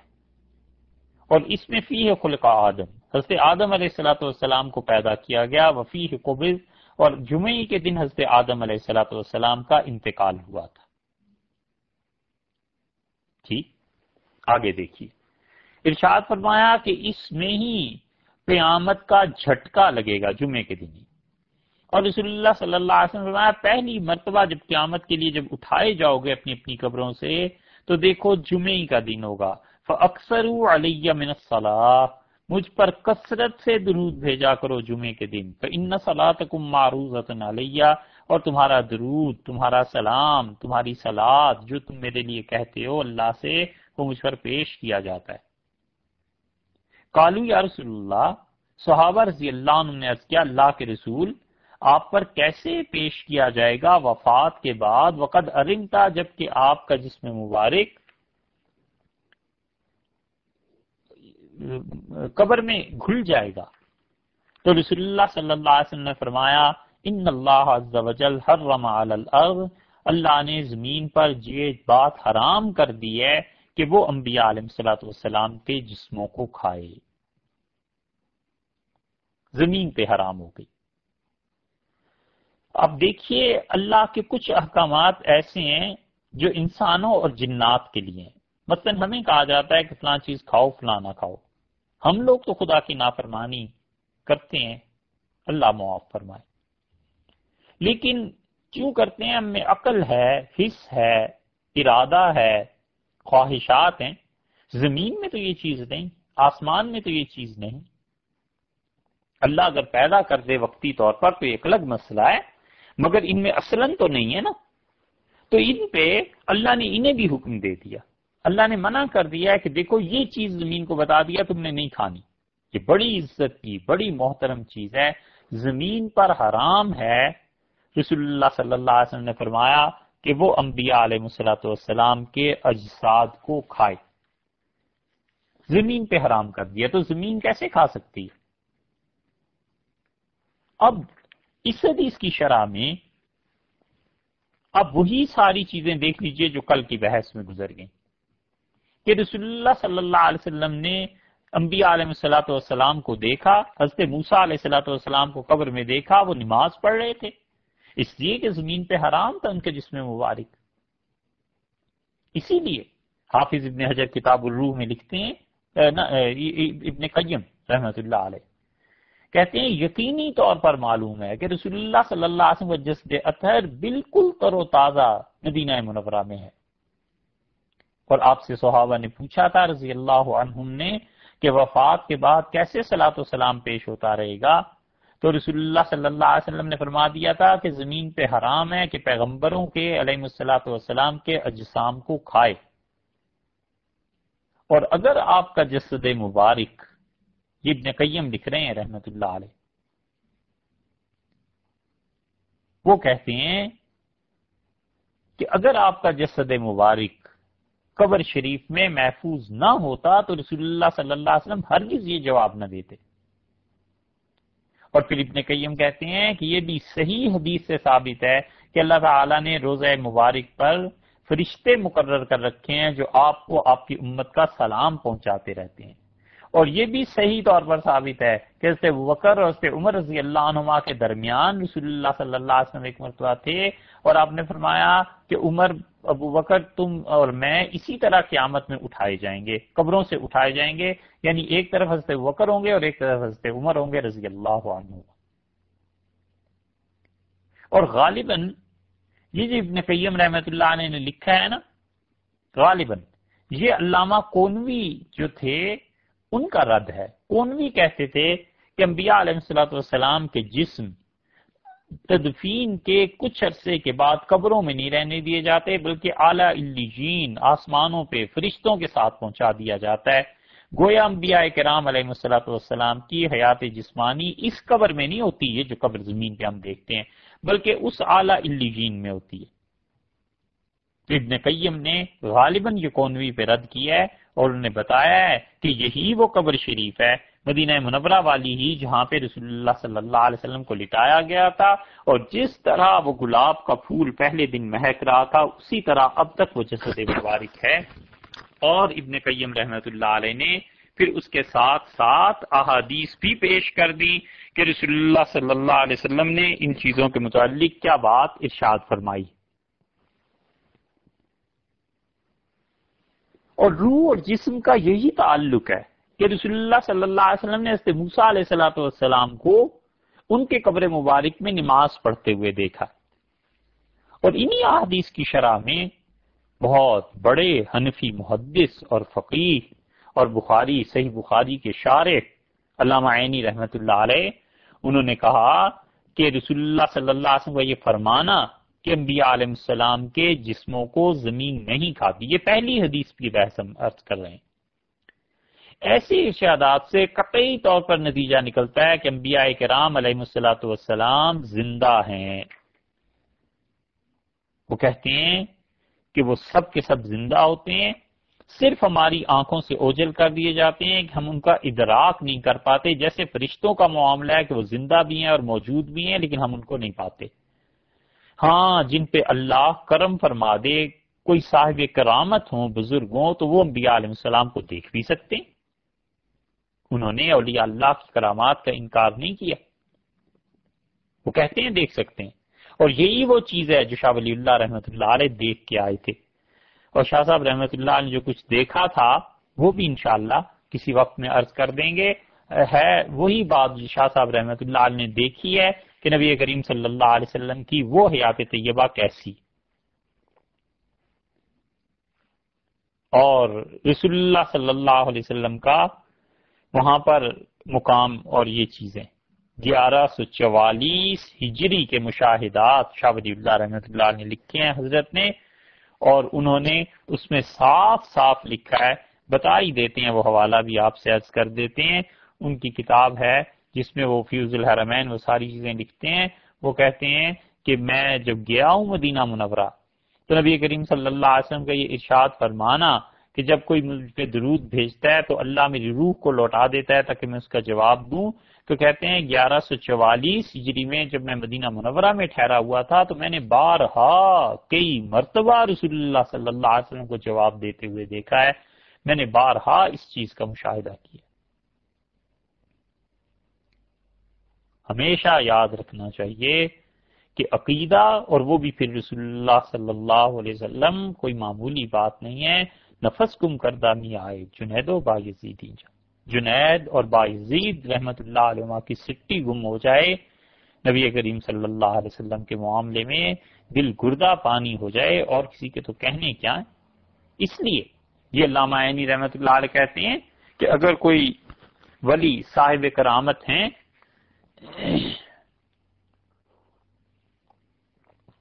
اور وہ اس چیز کو دکھا دے اللہ انہیں، یہ بھی ہو سکتا ہے، لیکن یہ بات طے شدہ ہے کہ انبیاء علیہ الصلوۃ والسلام کے اجسام یہ نہیں کھاتی زمین، اور اسی وجہ سے انبیاء علیہ السلام اپنی اپنی قبروں میں زندہ ہوتے ہیں۔ پھر اسی پہ ملا علی قاری رحمۃ اللہ علیہ 10ویں صدی کے حدیث کے مجدد، ہم اس لیے حدیث کے مجدد عرض کرتے رہتے ہیں کہ تجدید 10ویں صدی کی اصل میں تو ختم تھی ہمارے شیخ حضرت مجدد الفسانی رحمۃ اللہ علیہ۔ حضرت مجدد رحمۃ اللہ علیہ کا کون کون ان کا مقابلہ کر سکتا تھا اور کون اس پاک ہستی کے بالمقابل ٹھہر سکتا تھا؟ اللہ نے جتنا فضل ان پہ فرمایا تھا، کم ہی کسی پہ اتنا فضل اس زمانے میں ہوا تھا۔ لیکن حدیث کے معاملے میں ملا علی قاری رحمۃ اللہ علیہ کا مقام بھی بہت بڑا ہے، اس لیے یہ حدیث کے فن کے مجدد تھے۔ انہوں نے مرقات میں صاف اس چیز پہ لکھا ہے کہ رسول اللہ صلی اللہ علیہ وسلم نے فرمایا اللہ تعالیٰ نے زمین پر حرام کر دیا کہ وہ پیغمبروں کے جسم کھائے، یہ اس لیے تھا کہ انبیاء کرام اپنی اپنی قبروں میں زندہ ہوتے ہیں علیہ السلام، اور کہتے ہیں کہ ساری بات کا خلاصہ یہ ہے کہ ان الانبیاء احیاء فی قبورہم، کہ انبیاء علیہ الصلوۃ والسلام اپنی قبور شریفہ میں اس طرح زندہ ہوتے ہیں کہ جو ان پر وہاں جا کر صلاۃ و سلام پیش کرتا ہے وہ خود اسے سنتے ہیں۔ پھر آگے چل کر لکھتے ہیں، کہتے ہیں کہ رسول اللہ صلی اللہ علیہ وسلم نے فرمایا تھا نا تمہارا درود مجھ پہ پیش ہوتا ہے، تو صحابہ رضی اللہ عنہم کو یہ تھا مسئلہ کہ ان کا پوچھنے کا مقصد یہ تھا کہ صرف روح مبارکہ پر پیش ہوگا یا اس روح پر جو جسم کے ساتھ اس کا تعلق بھی ہوگا۔ وہ یہ سمجھے تھے صحابہ رضی اللہ عنہم کہ پیغمبر علیہ الصلوۃ والسلام کا جسم بھی عام لوگوں کی طرح بس ٹھیک ہے قبر مبارک میں ہوگا، تو رسول اللہ صلی اللہ علیہ وسلم جو جواب دیا حضرت کے الفاظ یہ ملا علی قاری رحمۃ اللہ علیہ کے کہ وہ درستگی میں کافی ہے، یعنی عقیدہ بتانا تھا رسول اللہ صلی اللہ علیہ وسلم نے کہ میرے جسم کو عام اجسام پہ قیاس نہ کرنا۔ کوئی شک نہیں ہے اس کا کہ رسول اللہ صلی اللہ علیہ وسلم نے بتا دیا کہ میرا جسم اس کو روح کے ساتھ تعلق ہے، وہ زندگی ہے، اسی قبر مبارک میں جو مدینہ منورہ میں۔ علامہ عینی کی طرح ملا علی قاری نے صاف قطعی عقیدہ لکھ دیا کہ رسول اللہ صلی اللہ علیہ وسلم اپنی قبر مبارک میں زندہ ہیں۔ حافظ ابن حجر رحمۃ اللہ علیہ کو دیکھ لیں، ابن حجر رحمۃ اللہ علیہ کہتے ہیں کہ انبیاء علیہ الصلوۃ والسلام اپنی وفات کے بعد وہ زندگی جس سے عبادت کرتے ہیں اور قبروں میں نماز پڑھتے ہوں فرشتوں کی طرح کھانے پینے سے مستغنی ہے، بے نیاز ہے۔ حافظ ابن حجر رحمۃ اللہ نے اس پہ یہی لکھا، سب یہی لکھتے ہیں ان احادیث پہ۔ ایک حدیث ہو گئی، دوسری حدیث بھی سن لیں۔ حدیث میں آیا ہے اور یہ روایت حضرت ابو الدرداء رضی اللہ عنہ کی ہے۔ حضرت ابو الدرداء رضی اللہ عنہ کہتے ہیں کہ نبی کریم صلی اللہ علیہ وسلم سے فرمایا جمعے کے دن کثرت سے مجھ پہ درود پڑھا کرو، اور ارشاد فرمایا فَإِنَّهُ مَشْهُودٌ، یہ جمعے کا دن جو ہے نا اس میں فرشتے حاضر ہوتے ہیں، اور جو ہی کوئی درود پڑھتا ہے اس کے فارغ ہونے کے فوراً بعد درود شریف سے وہ مجھ پہ پیش کر دیا جاتا ہے۔ تو ابو الدرداء رضی اللہ عنہ نے پوچھا، عرض کیا قلت وبعد الموت، اللہ کے رسول آپ کی وفات کے بعد بھی کیا یہی ہوگا؟ کیسی کیسی کام کی چیزیں صحابہ کرام رضی اللہ عنہ پوچھ کے گئے ہیں۔ یہ دین انہی کے واسطے سے پہنچا ہے، اور بڑے مبارک لوگ تھے، کوئی بحث کی قابل چیزیں نہیں چھوڑی انہوں نے، اور رسول اللہ صلی اللہ علیہ وسلم سے سب ضروری چیزیں چھوٹے چھوٹے جملوں میں پوچھ گئے۔ عرض کیا وبعد الموت، قال وبعد الموت، اور رسول اللہ صلی اللہ علیہ وسلم میری وفات کے بعد بھی ایسے ہی ہوگا ابو الدرداء کہ تم جمعے کے دن مجھ پہ کثرت سے درود، مراد یہ تھی کہ بھیجتے رہنا، اور جو ہی کوئی فرشتہ فارغ ہوگا درود بھیجنے سے فرشتہ فوراً اس کو لے کے میرے پاس پہنچے گا۔ اور ارشاد فرمایا کہ اللہ نے زمین پہ یہ حرام کر دیا ہے کہ وہ انبیاء علیہ الصلوۃ والسلام کے جسم کو کھائے، اور یہاں ایک فقرہ اور زیادہ ارشاد فرمایا ہے، اور آپ نے فرمایا فنبی اللہ حی، اللہ کا نبی اپنی قبر میں زندہ ہوتا ہے، یرزق، اور اسے رزق دیا جاتا ہے علیہ الصلوۃ والسلام۔ یہ ابن ماجہ کی روایت ہے کہ رسول اللہ صلی اللہ علیہ وسلم نے بتا دیا کہ انبیاء علیہ الصلوۃ والسلام اپنی قبروں میں زندہ بھی ہوتے ہیں، اور اس کے ساتھ ساتھ پھر انہیں وہاں پر رزق بھی دیا جاتا ہے۔ یہی قبر جو دنیا میں ہوتی ہے، قبر سے مراد یہی ہے، اور کون سی قبر ہے بھائی؟ یہ ایک نیا مسئلہ ہے کہ جی قبر کہاں ہوتی ہے، قبر یہی،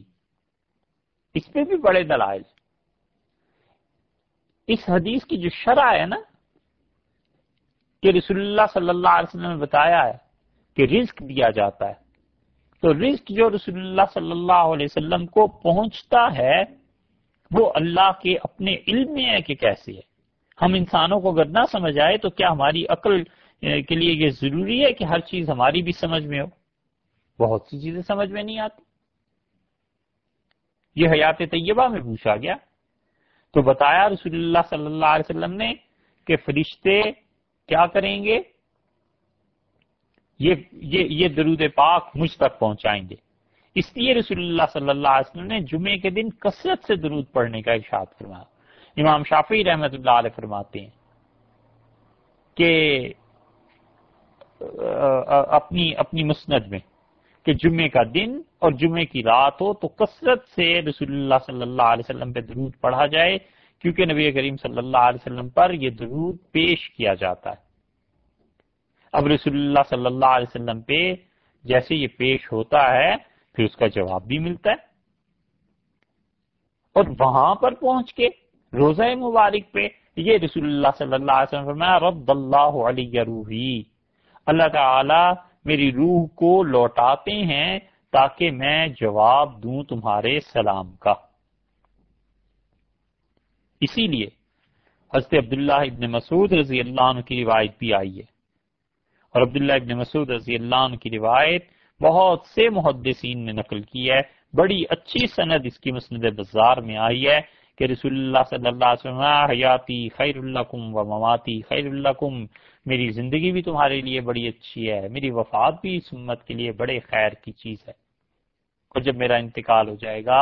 تو تمہارے اعمال مجھ پر پیش کیے جائیں گے، اور جو اچھے ہوں گے میں اللہ کی حمد و ثنا کروں گا، شکر خدا کا ادا کروں گا، اور میرے امتیوں تمہارے اعمال جو برے ہوں گے اس پہ میں اللہ سے معافی مانگتا رہوں گا۔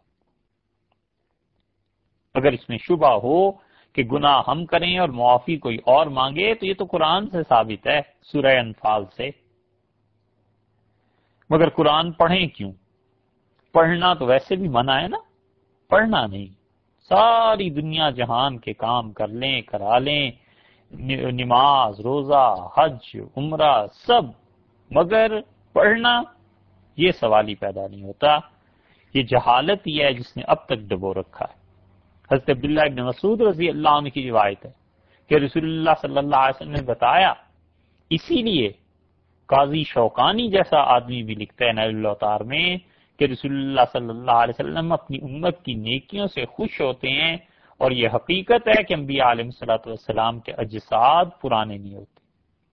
رسول اللہ صلی اللہ علیہ وسلم اگر اپنی امت کی نیکیوں پہ خوش نہ ہوتے تو روح مبارکہ کو وہ مسرت حاصل ہوئی تھی جب سلطان صلاح الدین ایوبی نے بیت المقدس فتح کر لیا تھا، کہ اس کا تاریخ میں ذکر آتا ہے اگر اطلاع نہ ہوتی تو مسرت کی اطلاع بھی نہ پہنچتی۔ رسول اللہ صلی اللہ علیہ وسلم نے بتایا کہ دیکھو اللہ میری روح کو لوٹا دے گا، اور پھر میں کیا کروں گا؟ اس کا جواب دیتا ہوں سلام کا جو وہاں پر آ کر پیش کرتا ہے۔ اب رسول اللہ صلی اللہ علیہ وسلم کی روح مبارکہ کیسے لوٹائی جاتی ہے، اس پہ پھر محدثین نے بحث کی ہے اور بڑے جواب اس کے دیے۔ سب کا خلاصہ یہ ہے کہ قبر مبارک میں رسول اللہ صلی اللہ علیہ وسلم کی پاک روح تمام تر توجہ اللہ کی طرف ہے، اس کی تجلیات کی طرف، اس کے جمال، اس کے جلال کی طرف مشاہدے میں مصروف ہے، اور جب کوئی امتی سلام پیش کرتا ہے جیسے کہ ہر وقت ہوتا رہتا ہے تو فرشتے کے ذریعے جب پہنچتا ہے یا براہ راست رسول اللہ صلی اللہ علیہ وسلم تک پہنچتا ہے تو اللہ تعالی کی اجازت سے روح مبارکہ کا ایک رخ امت کی طرف بھی ہوتا ہے، اور اس سلام کا آپ جواب دیتے ہیں۔ بس اس روحانی توجہ کو کہیے، التفات کو کہیے، اس کو رسول اللہ صلی اللہ علیہ وسلم نے تعبیر فرما دیا کہ خدا میری روح کو لوٹا دے گا، مطلب یہ کہ میری ایک توجہ ادھر بھی ہو جاتی ہے ذات اقدس کی تجلیات کے مشاہدے کے ساتھ ساتھ۔ خلاصہ یہ ہے جو محدثین نے لکھا ہے۔ 8ویں صدی کے بڑے مشہور محدث ہیں ابن ملقن رحمۃ اللہ علیہ 804 ہجری میں انتقال ہوا ہے ان کا، 9ویں صدی کے محدث ہوئے، ہاں 8ویں صدی میں تو زندگی گزاری، 9ویں صدی میں سمجھ لیجئے کیونکہ 804 میں انتقال ہو گیا۔ وہ کہتے ہیں کہ رد روح یعنی رسول اللہ صلی اللہ علیہ وسلم یہ فرمانا کہ میری روح لوٹتی ہے، اس کے جواب کے لیے اس سے مراد یہ ہے کہ نبی کریم صلی اللہ علیہ وسلم اپنی قبر مبارک میں زندہ ہیں اور روح مبارکہ آپ سے جدا نہیں ہوئی، اور پھر کہتے ہیں کہ یہ بات صحیح سند سے ثابت ہو چکی ہے کہ انبیاء علیہ السلام اپنی قبروں میں زندہ ہوتے ہیں۔ اور ہمارے امام المحدثین شیخ ابن حجر رحمۃ اللہ علیہ، انہوں نے فتح الباری میں اسی حدیث پر بحث کی ہے اور اس میں احتمالات قائم کرتے چلے گئے ہیں کہ اس کا یہ مطلب بھی ہو سکتا ہے، یہ بھی ہو سکتا ہے۔ 5ویں بات انہوں نے لکھی ہے، کہتے ہیں کہ 5ویں بات یہ ہے کہ رسول اللہ صلی اللہ علیہ وسلم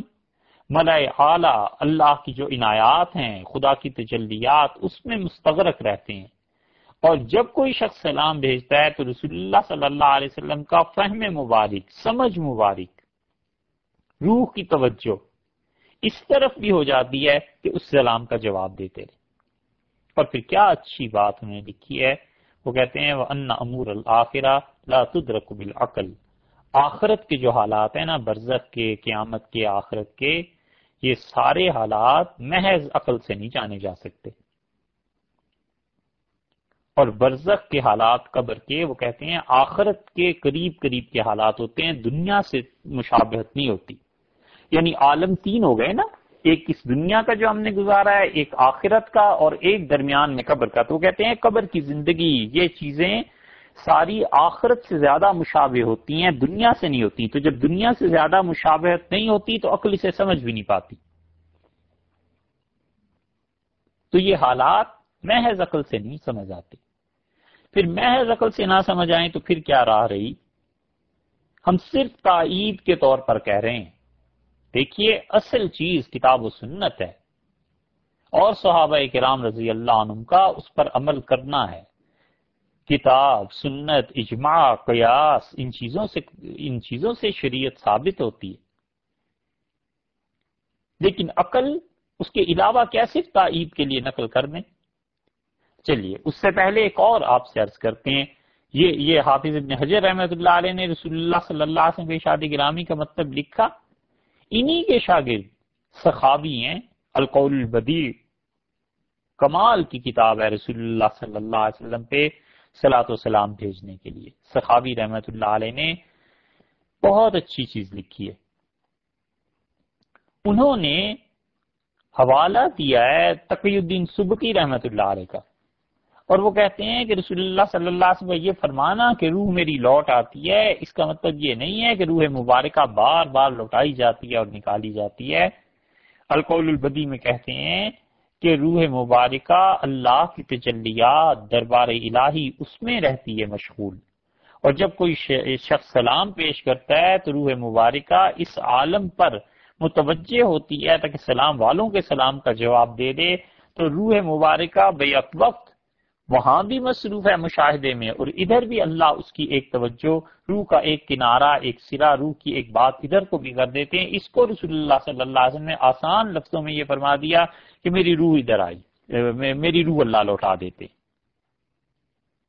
یہ ان کا ہے، سخاوی بھی یہی سمجھیں رحمت اللہ علیہ۔ اور عقل سے جو چیز ثابت نہ ہو پھر کیا ہو، پھر اس کی تائید کے لیے عرض کر دیتے ہیں،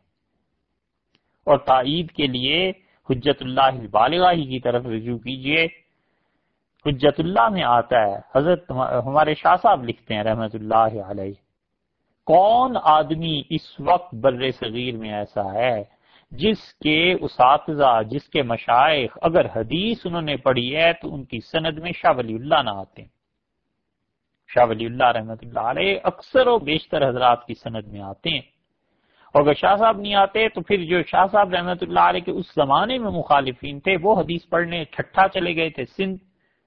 وہاں محمد ہاشم صاحب رحمت اللہ علیہ کے پاس، وہاں ہاشم ٹھٹوی رحمت اللہ علیہ وہ بھی انہی چیزوں کے قائل ہیں۔ وہاں ہاشم رحمت اللہ علیہ سندھ کے ٹھٹھا کے تھے، اور اس بات میں کوئی تعامل نہیں کہ شاہ ولی اللہ رحمت اللہ علیہ کے مقابلے اور پائے کے علوم ان میں بھی تھے،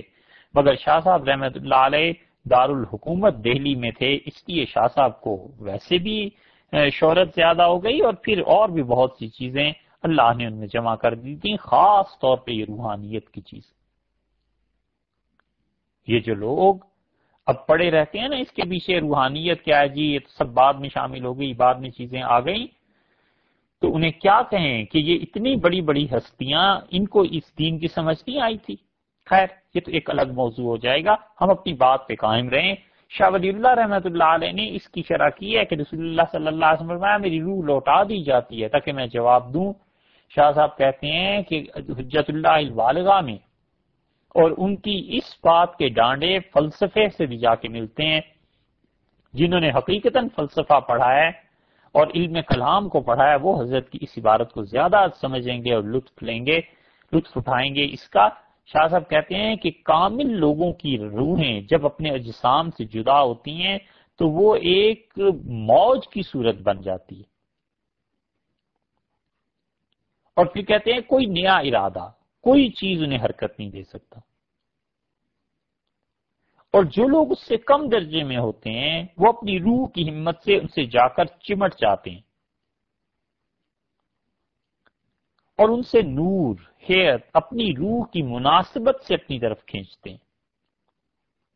اور رسول اللہ صلی اللہ علیہ وسلم کا یہ ارشاد فرمانا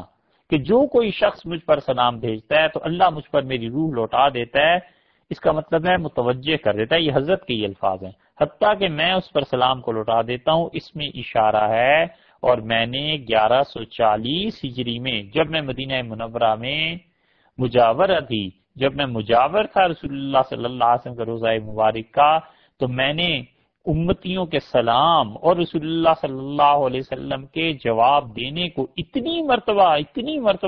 مرتبہ دیکھا ہے کہ ما لا احصا، میں شمار نہیں کر سکتا، گن نہیں سکتا۔ یہ ہے وہ چیز کہ عقل کے علاوہ بھی چیزیں،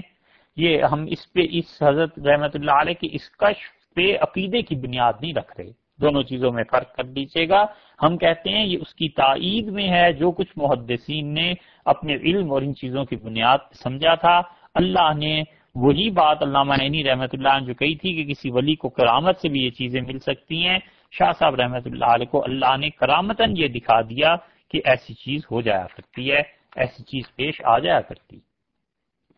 3 احادیث ہو گئی، چوتھی حدیث آپ سے عرض کر دیتے ہیں، وہ بھی حدیث ہے اور رسول اللہ صلی اللہ علیہ وسلم نے ہی بتایا، یہ پہلے بھی گزر چکی۔ حضرت انس رضی اللہ عنہ کی وہی روایت جو مسلم میں اور نسائی میں آئی ہے کہ رسول اللہ صلی اللہ علیہ وسلم نے فرمایا حضرت انس رضی اللہ عنہ سے کہ معراج کی رات میں سرخ ٹیلے کے قریب میں جو گزرا تھا تو کیا دیکھتا ہوں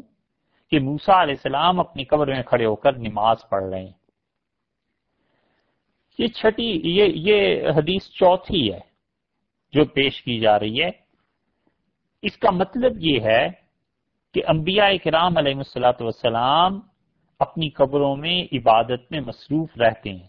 حج کی تو احادیث گزر گئیں، یہ نماز کی حدیث بھی اگرچہ گزر گئی، اور پھر بیت المقدس میں ان کا حاضر ہونا، پھر رسول اللہ صلی اللہ علیہ وسلم سے ملاقاتیں، یہ سب چیزیں۔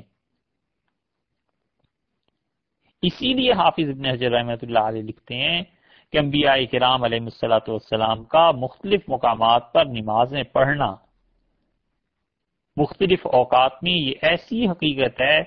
جس سے عقل سلیم تسلیم کر لے، اس کے بغیر چارہ نہیں، اور صحیح نقل سے بھی یہی بات ثابت ہے۔ اللہ کے لیے کیا مشکل ہے کہ وہ ایک لمحے میں اس آسمان سے، اس زمین سے آسمان تک کا سفر سارا طے کرا دے۔ انبیاء علیہ الصلوۃ والسلام ایسے ہی ہے، ایسی نبوت خود ایسی چیز ہے، اور انبیاء علیہ الصلوۃ والسلام اس کے حاملین ایسے مکرم اور معظم ہیں کہ اللہ نے یہ چیزیں ان کے لیے کرا دی۔ اس لیے اس میں تو کوئی اشکال نہیں کہ اس دنیا کے بعد قبر میں جا کے بھی لوگوں کے اعمال جاری رہتے ہیں۔ صرف انبیاء علیہ السلام ہی نہیں، بعض اللہ کے ایسے اچھے بندے بھی ہوتے ہیں جن کے اعمال جاری رہتے ہیں۔ اس کے جواب میں ایسے پڑھے لکھے لوگ ہیں، کہتے ہیں جی کہ یہ روایت جو حدیث کی ہے نا صحیح مسلم میں، قرآن کے خلاف ہے۔ قرآن کے کیسے خلاف ہے؟ وہ کہتے ہیں قرآن میں آیا وَاعْبُدْ رَبَّكَ حَتَّىٰ يَأْتِيَكَ الْيَقِينُ، اور بندگی کر اپنے پروردگار کی یہاں تک کہ تجھے وفات ہو جائے۔ تو وہ کہتے ہیں وفات تک اللہ نے فرمایا تھا، اللہ نے اس کے بعد تو عبادت کا نہیں کہا۔ حالانکہ بات ذرا سی سمجھنے کی تھی، قرآن کے خلاف بھائی یہ کیسے ہے؟ قرآن کے خلاف تو جب ہوتی جب ہم یہ کہتے کہ ان پر نماز کا پڑھنا قبر میں واجب تھا، ضروری تھا۔ وجوب کی نفی ہم کرتے ہیں، واجب نہیں رہتا۔ نفس عمل کی تو قرآن بھی نفی نہیں کرتا۔ قرآن نے یہ تھوڑا ہی کہا ہے کہ قبر میں نماز نہیں پڑھنی، کہ اللہ تعالیٰ توفیق دے تو وہاں نہیں پڑھنی۔ قرآن تو یہ کہتا ہے کہ یہاں تک کہ وفات آ جائے اس وقت تک خدا کی عبادت کرتے رہو۔ تو خدا کی عبادت اس وقت تک کرنی ضروری ہے۔ وفات کے بعد اللہ اپنے فضل سے، جس کی مثال آج ابھی اور بھی عرض کریں گے، اللہ تعالیٰ اپنے فضل سے کسی انسان کو یہ دے توفیق کہ وہ قرآن پڑھے، تلاوت کرے۔ ابو داؤد کی روایت میں آتا ہے ایک صحابی رضی اللہ عنہ اپنی قبر میں وفات کے بعد قرآن پڑھتے تھے۔ رسول اللہ صلی اللہ علیہ وسلم سے عرض کیا گیا، آپ نے فرمایا یہ سورہ ملک پڑھتا رہتا تھا، اللہ نے قبر میں بھی اسے اجازت دے دی۔ یہ کون سی ایسی بات ہے؟ قرآن نے وجوب کی نفی کی ہے کہ اعمال پھر اس کے بعد واجب نہیں ہے، لیکن نماز میں، تلاوت میں جو لطف جن حضرات کو آتا ہے وہ وہی جانتے ہیں۔ انہوں نے کہا قبر میں بھی اس چیز کو ہمارے لیے جاری کیا جائے۔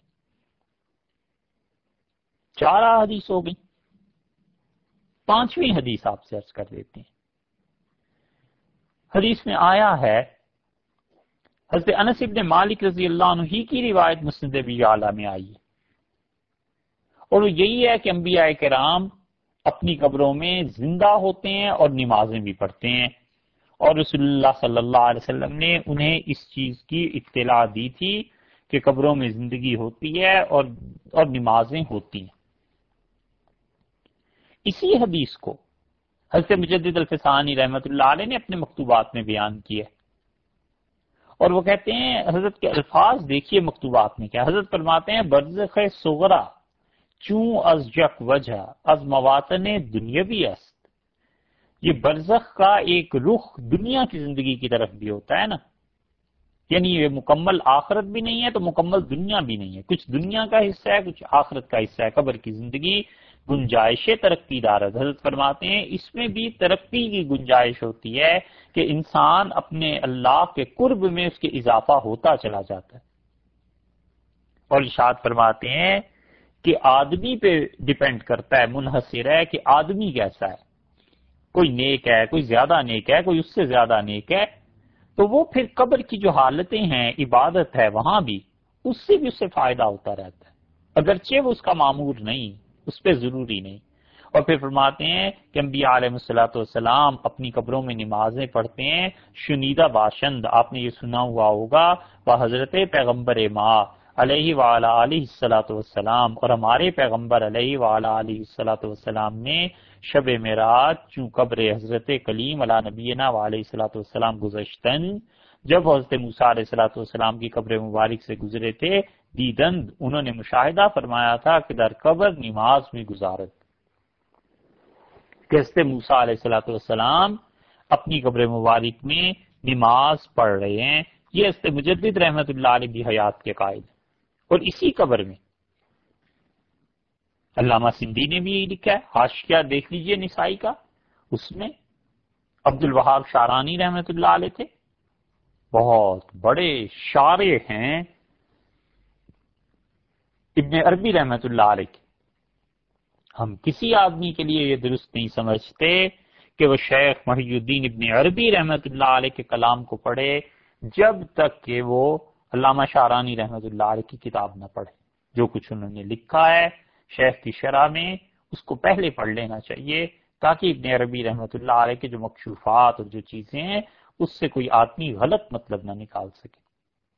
شارانی رحمت اللہ نے صاف لکھا ہے کہ قد صحت الاحادیث، حدیثوں سے یہ بات ثابت ہو چکی ہے کہ انہ صلی اللہ علیہ وسلم حی فی قبرہ، کہ رسول اللہ صلی اللہ علیہ وسلم اپنی قبر مبارک میں زندہ ہیں اور آذان اور اقامت سے نماز پڑھتے ہیں۔ اور حافظ ابن حجر رحمۃ اللہ علیہ تو بار بار لکھتے ہیں کہ رسول اللہ صلی اللہ علیہ وسلم اپنی قبر مبارک میں زندہ ہیں اور نبی کریم صلی اللہ علیہ وسلم نماز پڑھتے ہیں، کئی جگہ لکھتے ہیں۔ یہ جو حدیث آپ سے ابھی عرض کیا نا، آپ کے سامنے پیش کی، حضرت انس رضی اللہ عنہ کی یہ روایت، اسی روایت میں ایک راوی آئے ہیں ثابت بنانی رحمت اللہ علیہ۔ دور کیوں جائیں،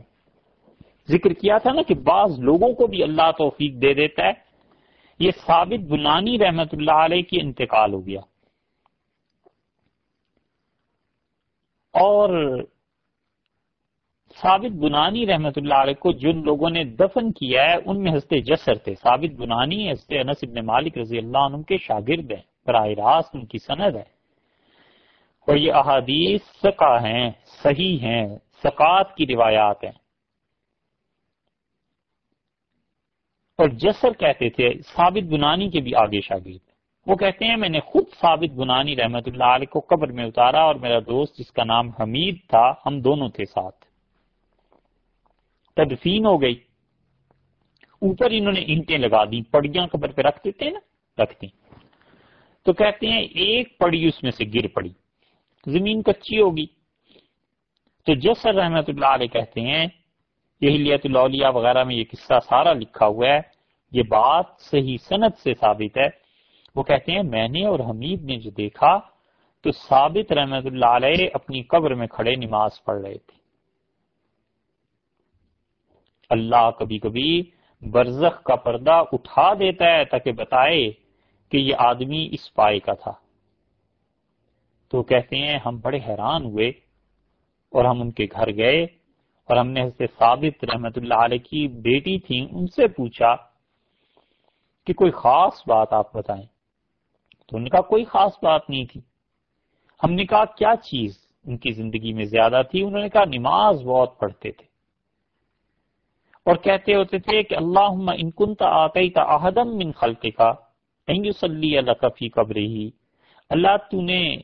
اس دنیا میں کسی کو بھی اپنی مخلوق میں یہ رتبہ دیا ہو کہ قبر میں جا کے بھی تیرے لیے نماز پڑھتا رہے، فآتنی ذالک،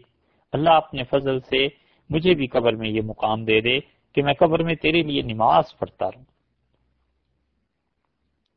اتنی محبت تھی نماز سے۔ تو کہتے ہیں کہ ہم سمجھ گئے، ہم نے انہیں بتایا کہ اس طرح آپ کے والد محترم کی قبر سے ایک چیز گر گئی تھی، اور ہم لوگوں نے ان کی قبر کو برابر کیا، اور وہ وہاں پہ کھڑے نماز پڑھ رہے تھے۔ یہ چیز تھی۔ 5 احادیث ہو گئیں۔ اللہ کبھی کبھی اپنے بندوں کو یہ توفیق دے دیتا ہے۔ یہ وہی چیز ہے جو عینی رحمت اللہ علیہ کہتے ہیں کہ کرامت میں کسی کو عالم برزخ کا پردہ اٹھا ہوا نظر آ جائے اور پتہ چل جائے کہ برزخ میں کیا ہو رہا ہے، یہ چیزیں بھی ہو جاتی ہیں، اور ہوئی ہے۔ تو ثابت بنانی رحمت اللہ علیہ کے لیے ہو سکتی ہے، حضور اقدس صلی اللہ علیہ وسلم کے لیے کیوں نہیں ہوئی؟ یقیناً ہے۔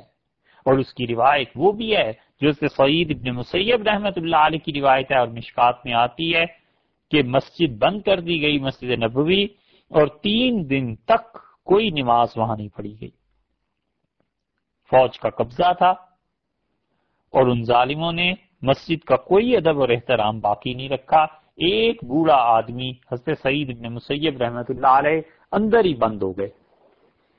اور وہ ایسے پکے نمازی تھے کہ نماز میں ان کی مثال نہیں مل سکتی تھی دوسری کوئی، اتنے بڑے آدمی تابعین میں سے تھے۔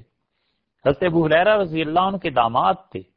اور ان سے کسی نے پوچھا 3 دن کے بعد کہ آپ کی نمازوں کا کیا ہوا، آپ تو نابینا؟ انہوں نے کہا رسول اللہ صلی اللہ علیہ وسلم کی قبر مبارک سے میں آواز سنتا تھا اور اٹھ کے نماز پڑھ لیا کرتا تھا۔ صحابہ رضی اللہ عنہ کا عمل کیا تھا رسول اللہ صلی اللہ علیہ وسلم کے بارے میں؟ وہ انہیں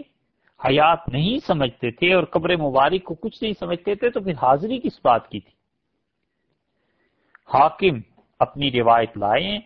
اور حاکم کی اس روایت پر امام ذہبی رحمت اللہ علیہ لکھتے ہیں کہ یہ صحیح روایت ہے، ذہبی اس کی تصحیح کیے بغیر نہیں ہے۔ اسی لیے حاکم کی مستدرک کسی شخص کے لیے پڑھنا درست نہیں ہے جب تک کہ اس پہ امام ذہبی رحمت اللہ علیہ کی تعلیقات نہ پڑھ لے۔ چوتھی جلد میں لائے ہیں وہ. اب تو مستدرک کئی جلدوں میں چھپ گئی ہے، مگر پرانی جو بڑی مستدرک چھپتی ہوتی تھی اس کی چوتھی جلد میں وہ آیا ہے. وہ روایت لائے ہیں کہ مروان مدینہ منورہ میں آیا اور اس نے ایک شخص کو دیکھا کہ رسول اللہ صلی اللہ علیہ وسلم کی قبر مبارک پہ چہرہ اپنا رکھے ہوئے ہے اور رو رہا ہے. تو اس نے اسے گردن سے پکڑا اس آدمی کو تاکہ ہٹا دے. تو ظاہر ہے کہ کھینچا تانی ہوئی ہوگی. وہ جو ہستی تھی انہوں نے چاہا کہ اپنا سر وہیں رکھے رہیں، اس نے گردن سے پکڑ کر کھینچ لیا. تو انہوں نے کہا تدری وہ مروان بولا ان سے اور کہنے لگا تدری ما تصنع، تمہیں پتہ ہے تم کیا کر رہے ہو؟ تو انہوں نے کہا ہاں. اب جب اس نے چہرہ دیکھا تو فَإِذَا هُوَ ابو ایوب الانصاری، یہ حضرت ابو ایوب انصاری رضی اللہ عنہ تھے. یہ وہ شخصیت تھی جہاں جا کے رسول اللہ صلی اللہ علیہ وسلم کی اونٹنی رکی تھی. ہر آدمی نے مدینہ منورہ میں چاہا کہ یہ شرف اسے حاصل ہو اور خدمت اس کے حصے میں آئے. آپ فرما رہے تھے بار بار چھوڑ دو میری اونٹنی کو، فَإِنَّهَا مَأْمُورَةٌ، اسے اللہ نے حکم دے دیا ہے، خدا کی حکم کے تابع ہے، جہاں اللہ چاہے گا جا کے بیٹھ جائے گی. اور یہ حضرت ابو ایوب انصاری رضی اللہ عنہ کے گھر بیٹھ گئی. وہ رسول اللہ صلی اللہ علیہ وسلم کا ننیال تھا. تو اس نے دیکھا یہ تو ابو ایوب انصاری رضی اللہ عنہ قبر مبارک پہ سر رکھ کے چہرہ رکھ کے رو رہے ہیں. تو انہوں نے اسے جواب دیا اور انہوں نے کہا کیا خوبصورت جواب دیا. انہوں نے کہا تو رسول اللہ صلی اللہ علیہ وسلم، میں رسول اللہ صلی اللہ علیہ وسلم کے پاس آیا ہوں، ولم آت الحجر، میں پتھروں کے پاس نہیں آیا. میں سمیت رسول اللہ صلی اللہ علیہ وسلم، اور میں نے رسول اللہ صلی اللہ علیہ وسلم سے سنا تھا آپ فرماتے تھے لا تبغوا علی الدین، میرے دین کا افسوس اور میرے دین پر رونا اور میرے دین کے لیے پریشانی اور دکھ کا اظہار کرنا اس وقت تک نہ کرنا جب تک کہ حکمران اس کے اہل رہیں. اور جب اس دین کے وارث ایسے لوگ بن جائیں جنہیں حکمرانی ملے اور ہوں بھی نہ اہل، حاکم بھی بن جائیں اور دین کے اہل بھی نہ ہوں، اس وقت تم رو لینا. تو یہ جو مروان کی حکومت آ گئی تھی نا،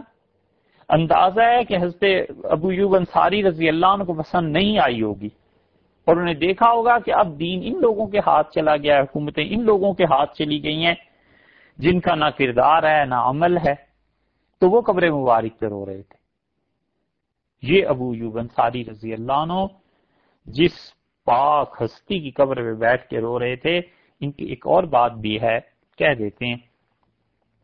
شاید کوئی کہے کہ اس سے تعلق نہیں رکھتی، لیکن حضرت ابو ایوب انصاری رضی اللہ عنہ کی قبر آج بھی استنبول میں ہے.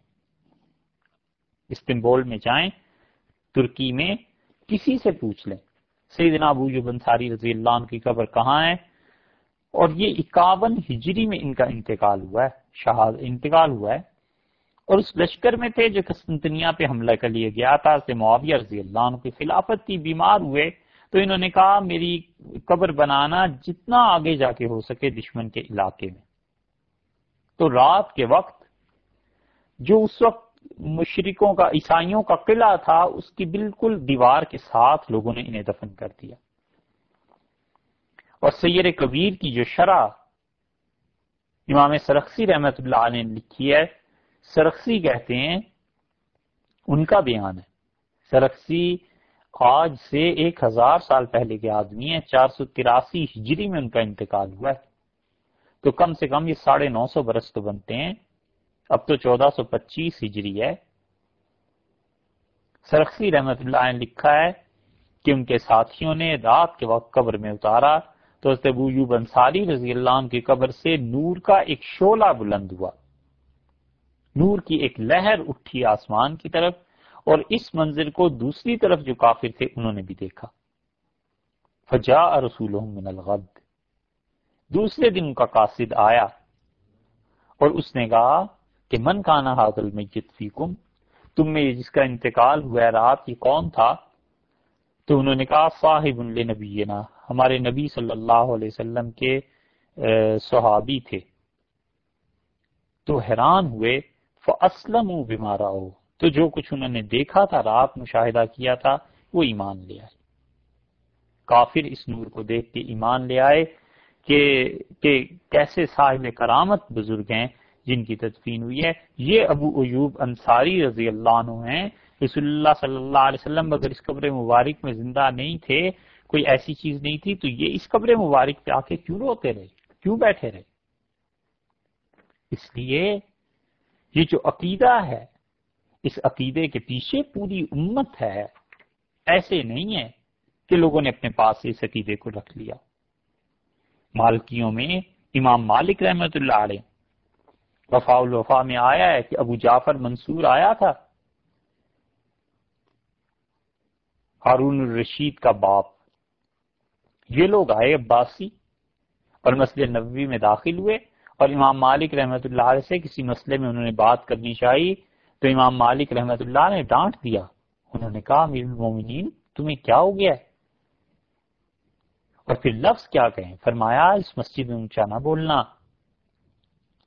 وفاء الوفا میں آتا ہے کہ انہوں نے کہا دیکھو رسول اللہ صلی اللہ علیہ وسلم کا احترام ان کی وفات کے بعد بھی ویسے ہی ہے جیسے ان کی حیات طیبہ میں تھا۔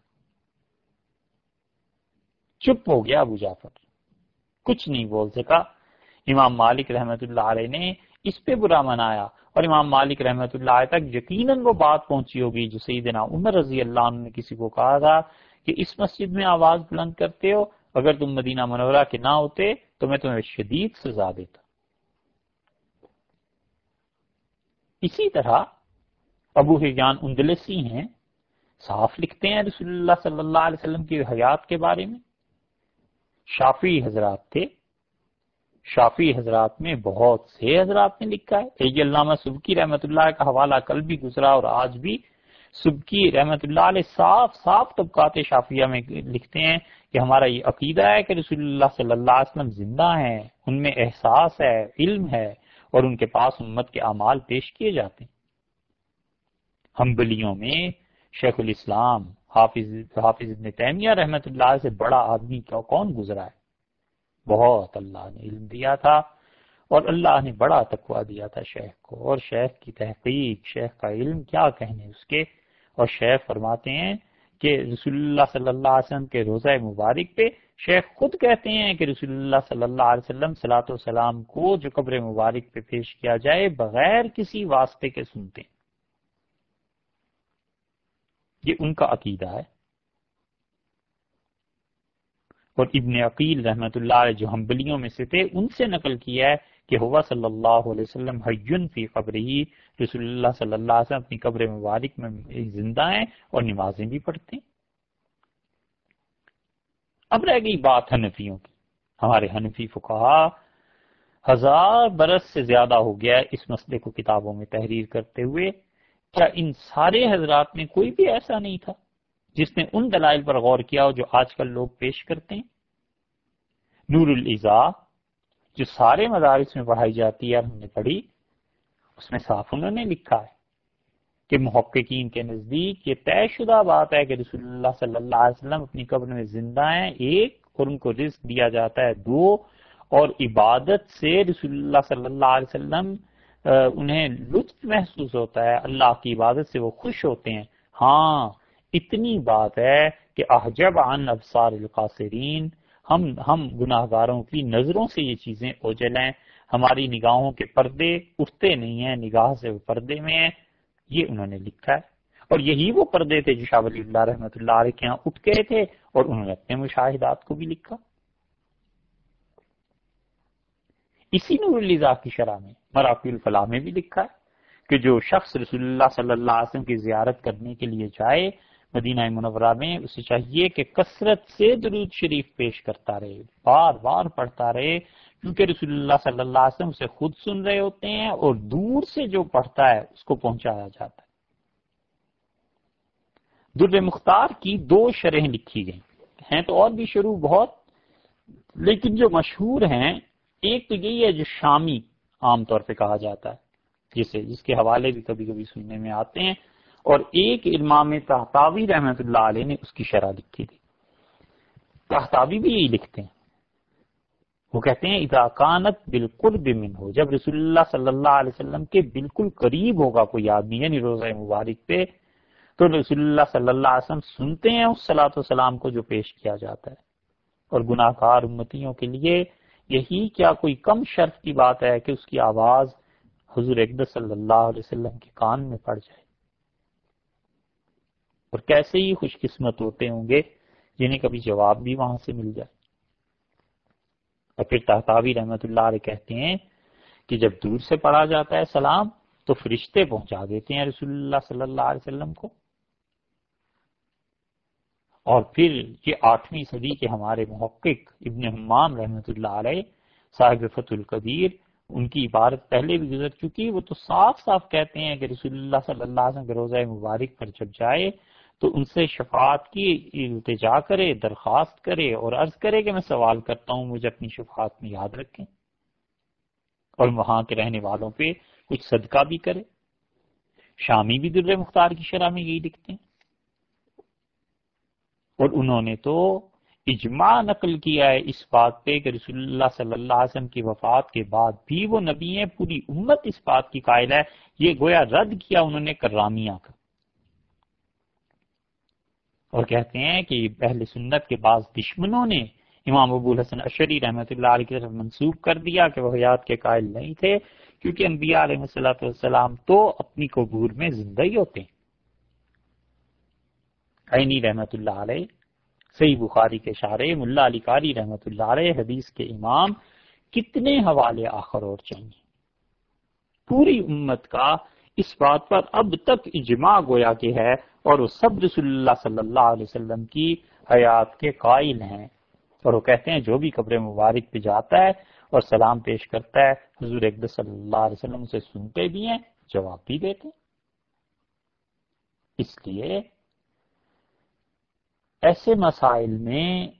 اولن تو پڑھنا نہیں چاہیے بھائی. اس وقت کے تقاضے، یہ دور اور بہت سی مباحث ہیں، بہت سے آلام اور تکالیف ہیں جو امت کو پیش آئی ہیں، اس پر توجہ دینی چاہیے. اور اگر عقیدے کی بات کہنی سننی ہے تو جو کچھ کل آپ سے عرض کیا اور آج، یہ اس پوری امت کے اکابر کا خلاصہ ہے. اب ایک آدمی اٹھ کے کہتا ہے کہ اس حدیث میں فلاں راوی ضعیف ہے، اس حدیث میں فلاں راوی ضعیف ہے، تو اس سے کوئی یہ بھی تو پوچھے کہ یہ تو مستقل ایک علم ہے اسماء الرجال کا، وہ کس سے پڑھا ہے، وہ کہاں سے آ گیا. اور ایک بات تو رہ گئی، ہاں اور وہ یہ کہ حضرت عیسیٰ علیہ السلام کے متعلق رسول اللہ صلی اللہ علیہ وسلم نے یہ فرمایا کہ حضرت عیسیٰ علیہ السلام جب آئیں گے تو آپ نے ارشاد فرمایا کہ وہ فلاں مقام سے احرام باندھیں گے، یا حج کا اور یا عمرے کا.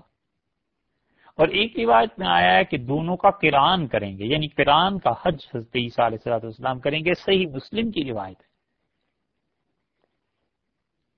اور امام سیوطی نے حافظ ابن عساکر کی روایت نقل کی کہ رسول اللہ صلی اللہ علیہ وسلم فجروا، ایک جگہ ہے یہاں سے یہ احرام باندھیں گے اور وہ آئیں گے پھر میری قبر پر سلام پیش کرنے، اور مجھ پہ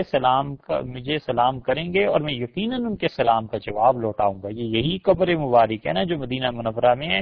کوئی اور اعلیٰ علیین کی جگہ تو نہیں.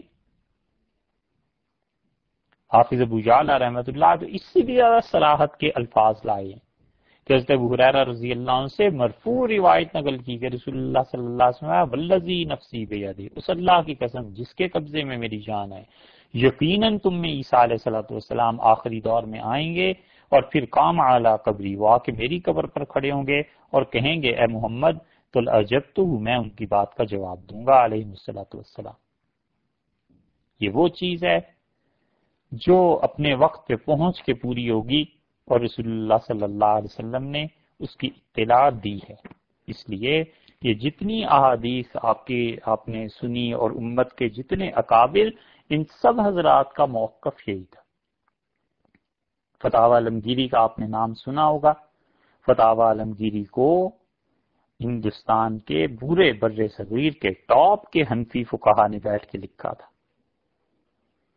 اور سلطان اورنگزیب رحمۃ اللہ علیہ نے اپنی نگرانی میں یہ لکھوایا تھا، یہ جمع کروایا تھا. اور سلطان اورنگزیب رحمۃ اللہ علیہ، اللہ نے بڑا مقام اسے دیا تھا، اگر وہ اپنے بھائی کو اور اپنے باپ کو نہ مروا دیتا تو اس وقت پورا ہندوستان پتہ نہیں رام رام کے نعروں سے گونج رہا ہوتا یا کیا ہوتا۔ بڑا کارنامہ تھا۔ اگر وہ اپنے گمراہ باپ اور بھائی کے ہاتھ پوری سلطنت چھوڑ دیتا اور محض اپنے رشتوں کی لاج رکھتا اور امت کے مصالح سے نظر ہٹا لیتا تو پھر کچھ کا کچھ ہو سکتا تھا۔ اسی فضا و عالمگیری میں لکھا ہے کہ رسول اللہ صلی اللہ علیہ وسلم سے جا کے شفاعت کی درخواست کرے، اور ان کے لیے بھی کرے جنہوں نے اسے کہا تھا، اپنے دوستوں کا پیغام بھی وہاں دے۔ تو اگر حضرت صلی اللہ علیہ وسلم قبر مبارک میں زندہ نہیں ہیں تو پھر وہاں جا کر یہ جملے کیا کہنے ہیں؟ سوچنا چاہیے، بجائے اس کے کہ ہم پوری امت کو، اتنے عظیم فقہا کو علیہ باللہ گمراہ قرار دیں۔ بہتر ہے کہ ہم اپنی مسلک، اپنی بات پر نظر ثانی کر لیں۔ السلام علیکم ورحمۃ اللہ وبرکاتہ۔